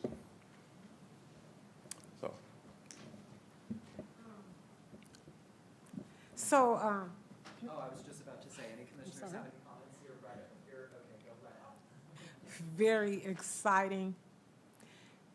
I love your presentation. Thank you. And do you work with other startups or businesses to, you mentioned about the LLC and moving from a nonprofit to an LLC or Well, vice versa? so for the baby business shower, just to kind of touch on what I meant by that, for this particular event, the only businesses that I want allowed are actual LLC holders or 501c3 holders, or I'll even accept a DBA.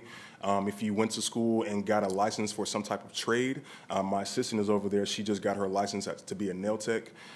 So I want to welcome her too, to have a booth there and just show off your nail collection or whatever. I'm not into nails. I don't really know what they do. So, or anything of that. And then I also have another partner that's over here. She just got her license to be a registered real estate agent out here. So I want to be able to allow her to set up a booth as well. So that's what I want to do. So it's not just for people that are aspiring to be business owners. This is specifically for people that actually have made the step to become a business owner.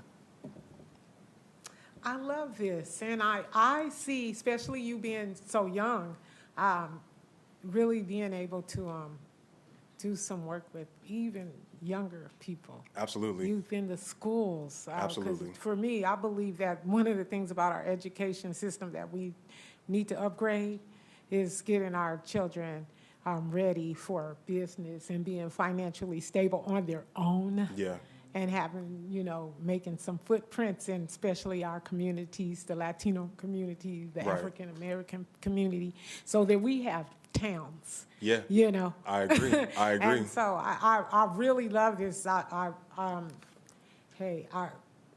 Yeah. I appreciate that. Yeah. You know, I'm for you, so too. another one of my focuses, I know I didn't mention it here, is I'm heavy on children and kids. Like I said, I have 2 of my own, and as much as I can, when I'm not doing stuff like this, I'm typically with them. You know, I've sat down and helped my son and my daughter create fake businesses. You know, my son wanted to do a lawnmower business. My daughter, she made her own school with all the toys in her room, you know, so I definitely encourage entrepreneurship even inside of my own home. I also mentioned that I'm into music. Majority of my performances are at schools, most of them, actually. I've also been in the juvenile system, again, so a lot of my performances have been in the juvenile system. Before Camp Challenger shut down, I used to work over there, so I actually had a music program over there for them. I would teach them how to write songs and make music, how to make rhyming words, how to eliminate some of these cuss words. And, you know, I know this is where you're from, but let's try not to talk about that right now. You know, I even wanted to implement the STEM program with their music and their lyrics and things like that. So I'm really big on the youth and young adult as well, too. I just wanted to say that I'm super excited about this. I had the pleasure of meeting Brandon when he hosted an event. We did an event at MOA for the Toys for Tots. Yep. So Santa Clarita, Lancaster, Palmdale all came. He did an excellent job. And when I met him, I was very impressed at the way he carried himself. Typically, you see a guy like this, you want to run. You do. But knowing Brandon and what he represents, you want to run to him instead of from him.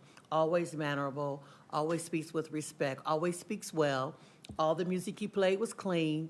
I really respected the way you did that. I actually going to call you for the next event coming up in the next month or so. But what a good representation. I would be comfortable with him directing something for our youth. I felt like he was like my little brother. I'm not going to say son because I'm not old enough, but he could definitely be my little brother. And I like the way you carried yourself, and I would trust you with my kids. So this is an excellent presentation. I had a question. Yes, ma'am. You talked about if we could develop something that catered to the needs of single-parent homes. Mm-hmm. What did you envision when you said that? What did you mean when you said that? How could we help or support? What did you have in mind? Of course. So initially when I spoke with, I'm just going to call him Mr. Cannon. Initially when I spoke with him, he was telling me the importance of going out and voting. Because I am slightly older than him, I know the importance of going out to vote. However, most people that are in the African American community, kind of leaning more towards the lower income side, that's not on the forefront of their mind. Right. You know, I actually come from a single home family, and my parents and their parents, so on and so forth. So I know the effects that the household has when it's only one person in the house, whether it's the mom or the dad. And so I was advising Sean, I said, hey, you know, instead of knocking on their door with your agenda, hear them out and hear what they have to say and relate to them first. Get them on your side. You know, it's really easy to go and say, hey, you need to do this, you need to do this, you got to do this, and you got to do that. But where I believe that a lot of people fail is we don't explain to them why we need to, and we don't explain to them, well, let me say it this way, we can do a better job of explaining why it's important to them, and we can also do a better job of explaining how it affects them, because a lot of things that go on in the city affects them and they don't even know it.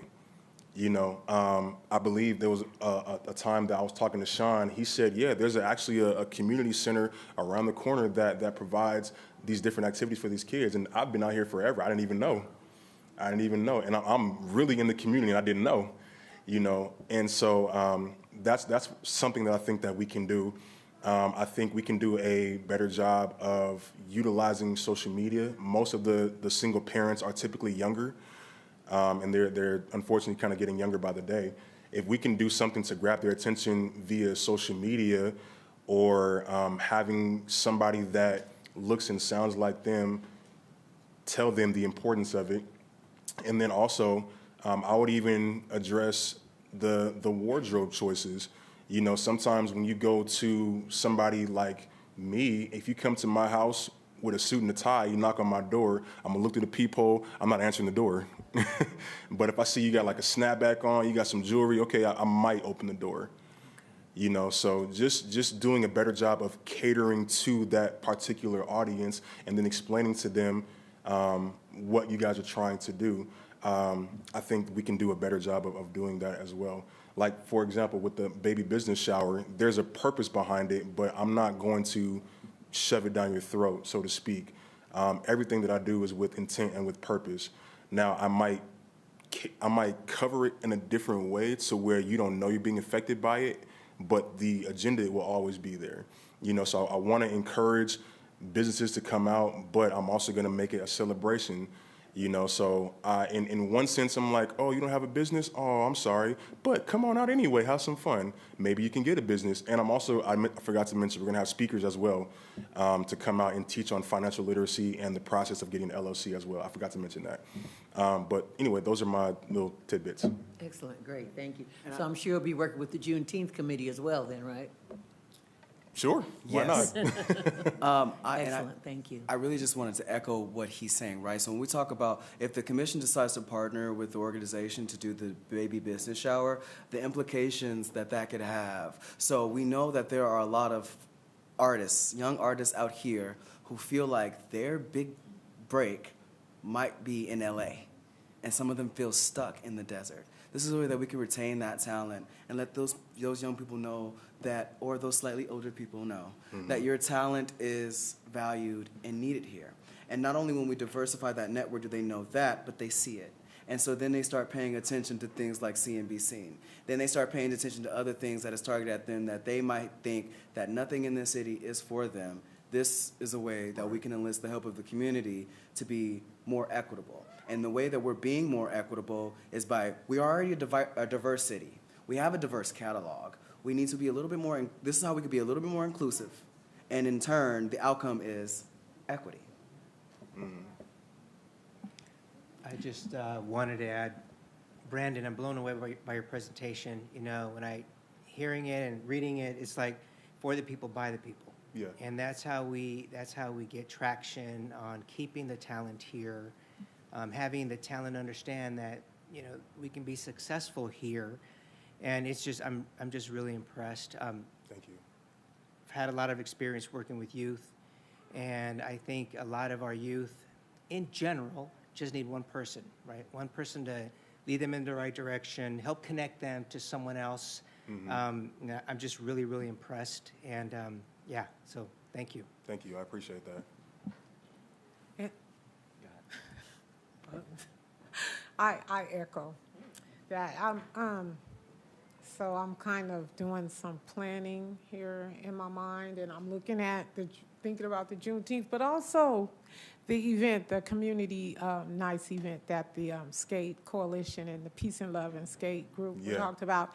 I know that with them, that music thing is big for skating, but there's always the problem that there's the music, the lyrics, there's all this cussing and violence and so forth. And people don't realize how much those little messages that are subliminally coming in are creating feelings in one's heart and their minds that kind of put them on a low vibration. So anyway, I'm thinking about connecting the dots for the skate group. Absolutely, I'm way ahead of you.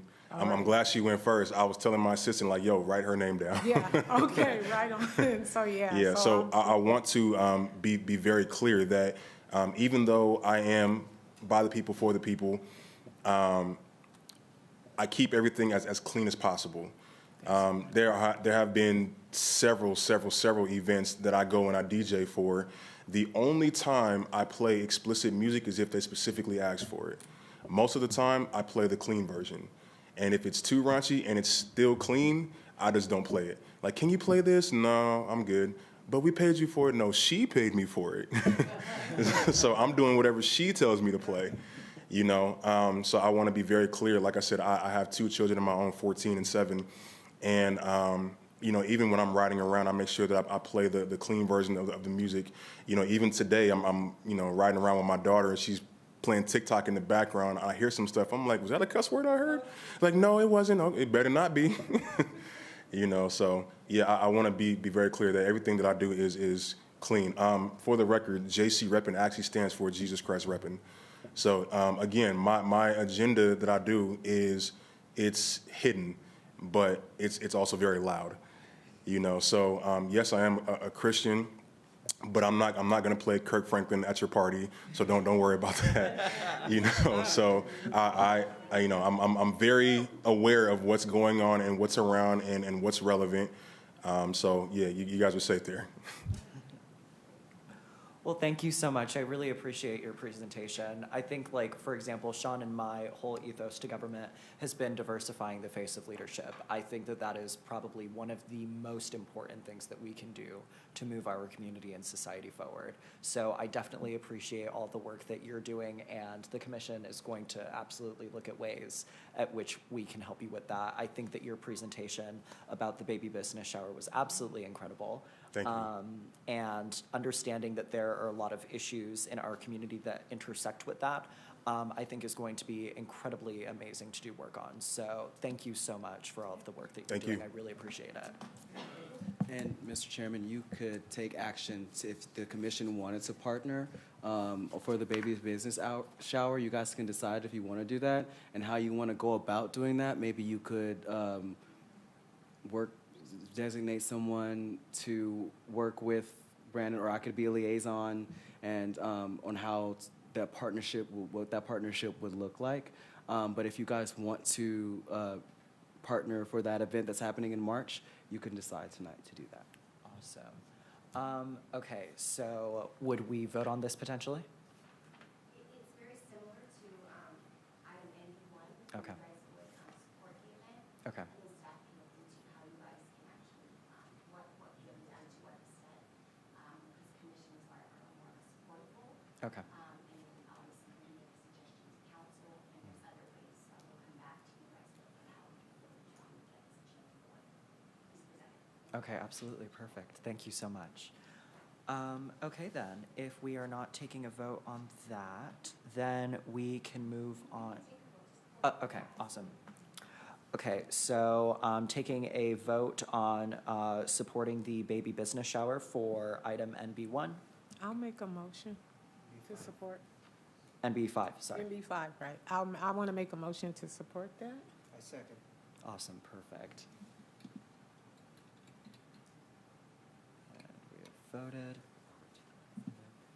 It passes unanimously. Perfect, thank you so much. Can I ask a question? Absolutely. When will we determine what level of support? When do we know what we're doing? Commissioner Davis, so what I could commit to doing is I could speak to council about what you guys, the actions that you guys took tonight, and what that could look like. I could also be a liaison between JC Reppin and the commission, and then I could work with so we don't violate any Brown Act things. I could work with city staff to inform the commissioners on what we can do, but I think it might start with getting a venue. Seeing what kind of venue that we could look at to help support, and whether that is the extent of our support, I think would be up to what we can work out with the city manager's office and mayor and council. So, Deputy Mayor Cannon, can you do a follow-up with Commissioner Davis just to like double check? Absolutely. And perfect, thank you so much, I appreciate it. Good to have you. Okay, awesome. And now, with that, we are moving on to public business from the floor. Any non-agendized items? This is the time to address the Lancaster Social Equity Commission on non-agendized matters. Speaker cards can be found on the back table of the council chambers. Individual speakers are limited to 3 minutes each unless a different time limit is announced. State law prohibits the commission from taking action on items not listed on the agenda. Thank you. Awesome, perfect, thank you so much. So one of the individuals that's going to be speaking already presented a speaker card and took it back. So Racine, could you please come up?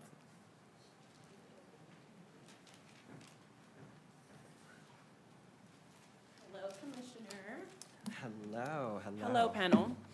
I seen your commissioner at Justice Sunday, and I was bringing some concerns that I had from the community to his attention. I don't know if you guys were aware, but y'all did have a booth that was to be set up and presented for the people of Justice Sunday on the boulevard. That booth was empty. I'm sorry, I also am with the Criminal Justice Committee on the NAACP as well as the Legal Redress and Housing Commission. And we had nowhere to send them or refer them to with their concerns and items that they wanted to bring to the board as far as things in the community, issues that they had in the community. So moving forward with any other events that will be going on in the city, how would that booth look to the community? What would be offered to the citizens in Lancaster for them to be able to come to you guys, present anything, ask questions, get guidance? Be able to So, reach out? Mr. Chairman, so what happened at Justice Sunday was a scheduling error. There were several commissioners that were involved in Justice Sunday, but on the mentorship side, with the alumni and the students, the reason why the table was empty was because there was a mishap in scheduling a commissioner that was available during that time frame to sit at that table. So we did secure a space for the booth, but Ms. Ector is right. It was empty because of a scheduling mishap, and that was under my leadership, and I apologize. Okay. Thank you so much for bringing that to my attention. I appreciate it. Okay, one more question. Absolutely. With that mishap, now the play and everything that went on, that was after the Criminal Justice Sunday event. So during the event starting at 12, what would have been the setup look like? Who would have been there? Would you been there as commissioners or would you been there as citizens? Absolutely. So with the answers to that question, the time period that took place, you're right. There was the Boulevard portion of the Justice Sunday event. There was also the mentorship version of the Justice Sunday event where we were getting students prepared for that play that was about to happen. So you're absolutely right. That was a scheduling error. But it's pretty much as simple as that. Was there like anywhere further that you wanted to go with that? No, thank you. Okay, thank you so much. And let's see, Paulette Dunn Sanders.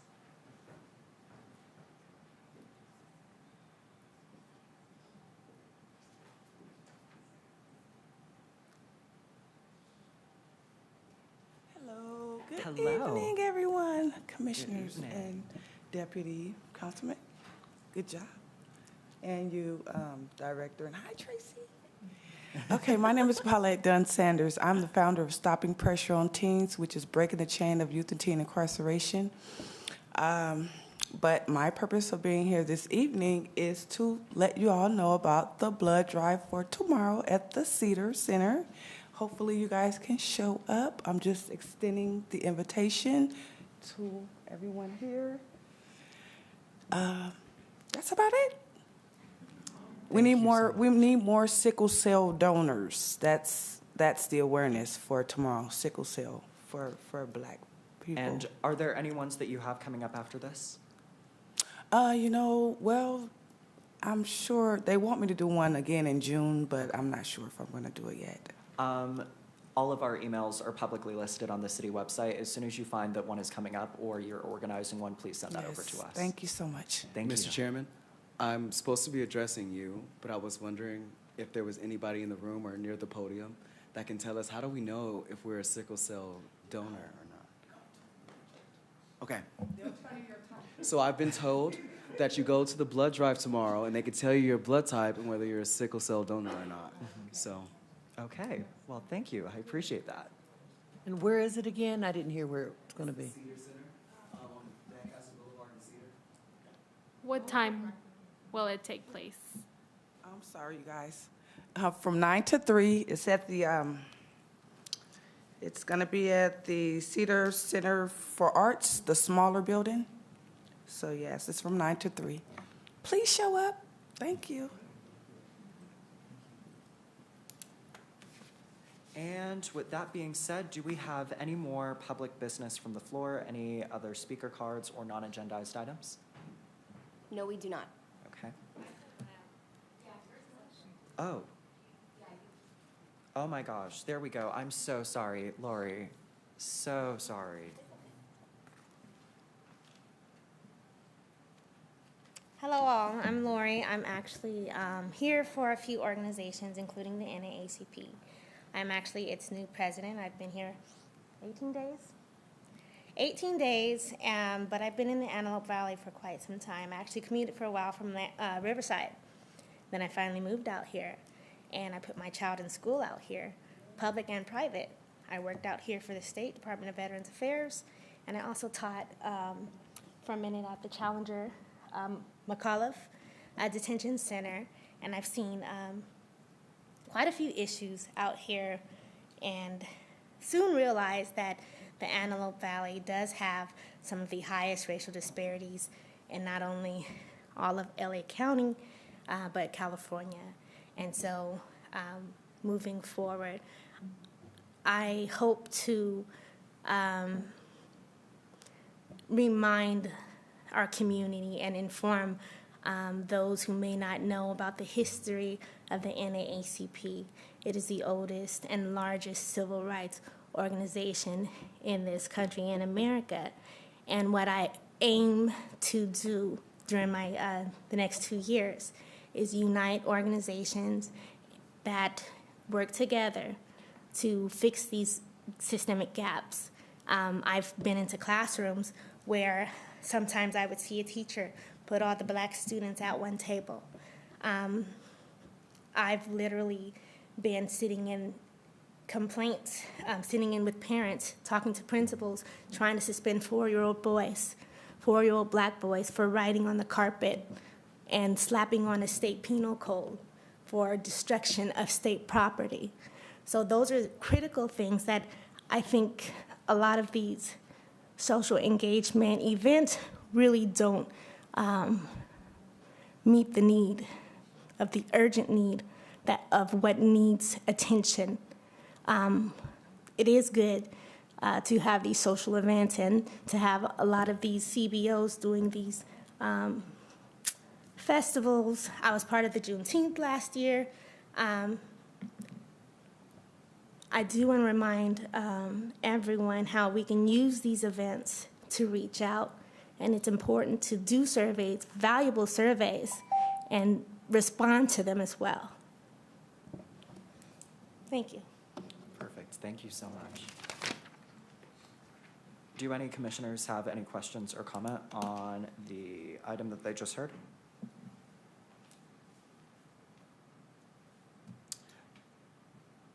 Go ahead. I don't know if this is the time or the place, but I do have a comment and maybe even a question to you, Ms. Lori. And I've seen what you've seen as well. Yes. And I just want to ask one thing, maybe if you could think of some ideas, some solution ideas, you know, like. For the past maybe 4 or 5 years, what I've been doing, there are no quick fixes, but I literally go and I sit into hearings now with DCFS families.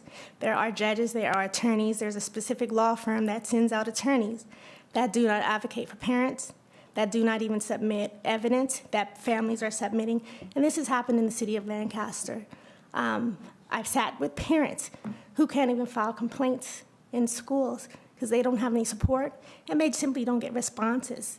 And that's similar to what even our adults are experiencing when they come to the city to file for business permits. They're having similar issues. They're all systemic, they're all related, and there should be a way to at least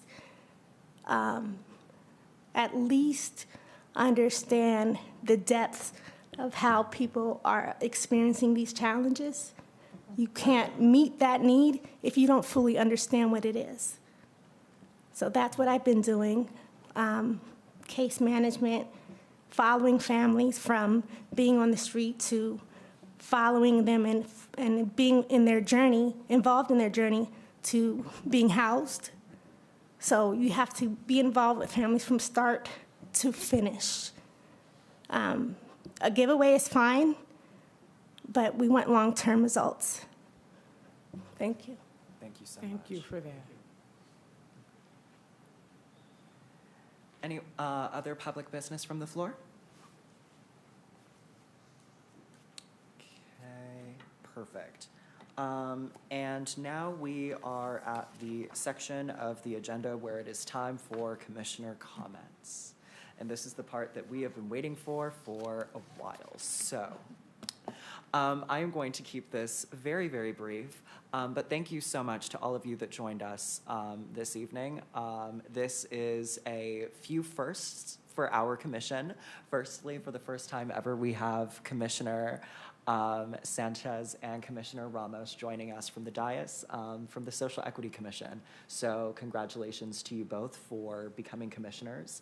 I am so excited to see the work that all of you do on this commission. And before we continue with commissioner comments, would either of you like to say some words about either your experiences leading up to now or to the work that you hope to get accomplished as a commissioner? First of all, it's a privilege to be here. I was on that side a couple months ago. My daytime job is I'm a deputy director with Child Protective Services. And so we were here 2 months ago with my team talking about disproportionality, talking about the systemic gaps, the higher percentage of African American and Black children that are caught up in multiple systems. And so out of that meeting, I applied to be part of this commission because it's really good to give a good speech, but you have to be present. And so it's really an honor to be here. I've been with LA County for 29 years, and I've seen a lot. And Ms. Lori, what you just said, a lot of agencies, private and public agencies, can learn a lot from listening and also from really I think as citizens, we need to remember when there's a public agency or other agencies, private, non-profit, et cetera, everybody has a boss. So let's make sure that as we advocate moving forward that we remember that, because things get to me as well, and then it's like, okay, let's get another pair of eyes. So I'm honored to be here. I'm really excited.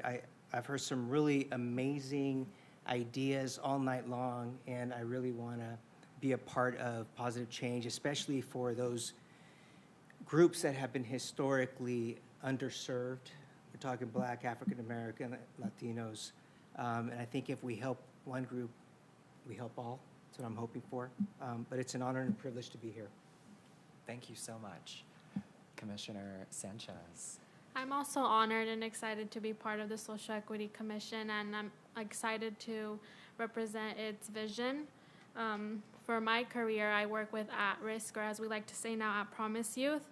I'm a mentor for them, and I do provide educational support as well.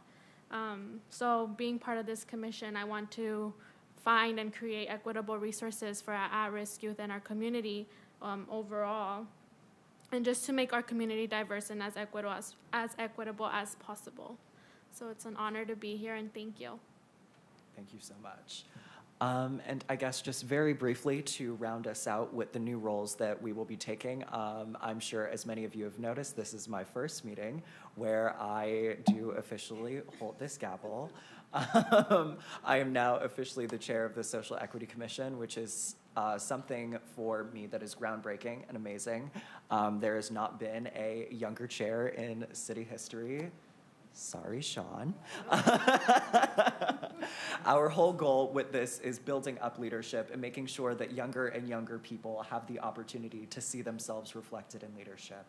And we're also doing this to make sure that more diverse people can see themselves in leadership. And so for myself, it's not just about like those portions of, okay, well, this is representative leadership.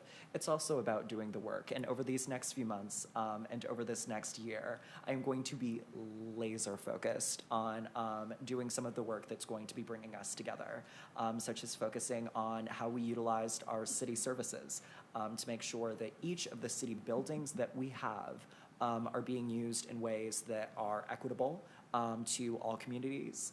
So for example, our community center really acting as our equalizer zone, as City Hall acting as that equalizer zone. How can we ensure that that happens more? Making sure that we are creating culturally relevant community events for folks to go to. I think Sean and I and the rest of the commission have started a strong tradition of doing that, and I look forward to carrying that into the future. I know that Black History Month is coming up, for example, so I'm incredibly excited about what we're going to be doing there. And does any other commissioner have any other comment about any of the presentations that we've had today, or any of the work that they want to do moving forward? Just a caveat to that for everyone. A few months ago, I asked each of the commissioners that are on this dais right now what social initiative or what project that they would want to work on for the next year. And so I asked for each of them over the winter break to kind of come up with some of those ideas. And so I'm really looking forward to hearing some of them. So we'll start with our most veteran commissioner first, Commissioner Carter.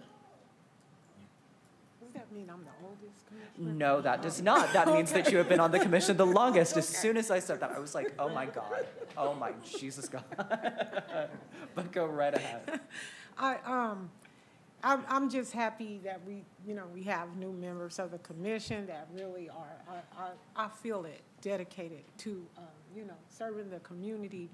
I'm really blown away by all of the work, the young people, what Miss Lori brought forth, and it's something I know I've seen a lot. I have a child, she's graduated from college now, but I've experienced and seen exactly what she's talking about.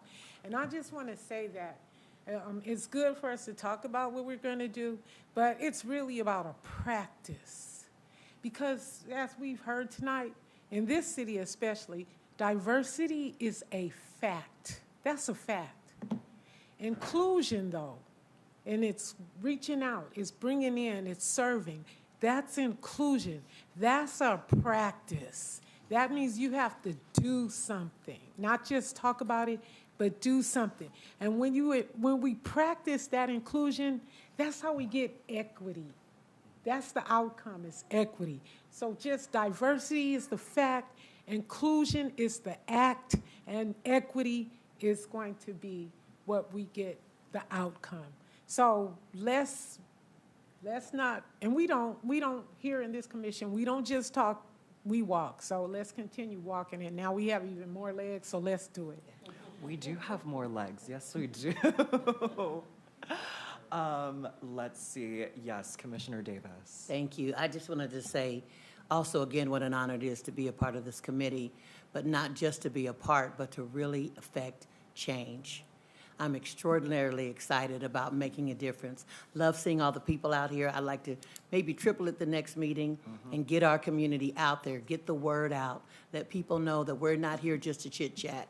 We are here to affect change for everyone in this community.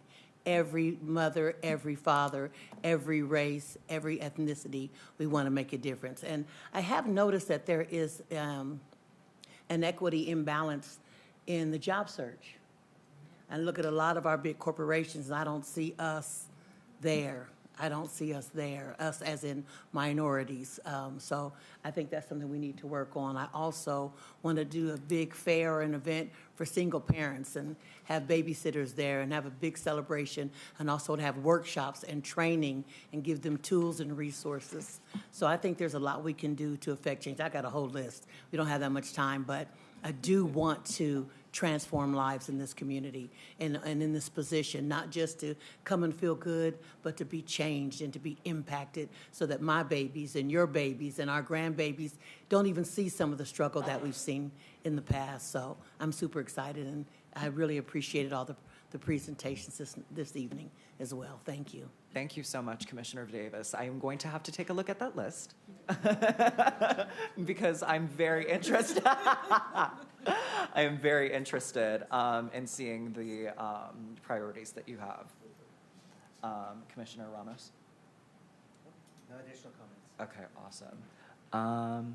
And did you already go? Okay, you already went? Okay, awesome, perfect. So that is everyone. Thank you so very, very, very much for joining us today at our Social Equity Commission meeting.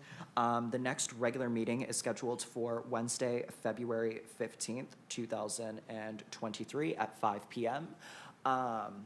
One thing I will say before we adjourn is the fact that we know that Black History Month is coming up, so I would like to do a special meeting before our next regularly scheduled one.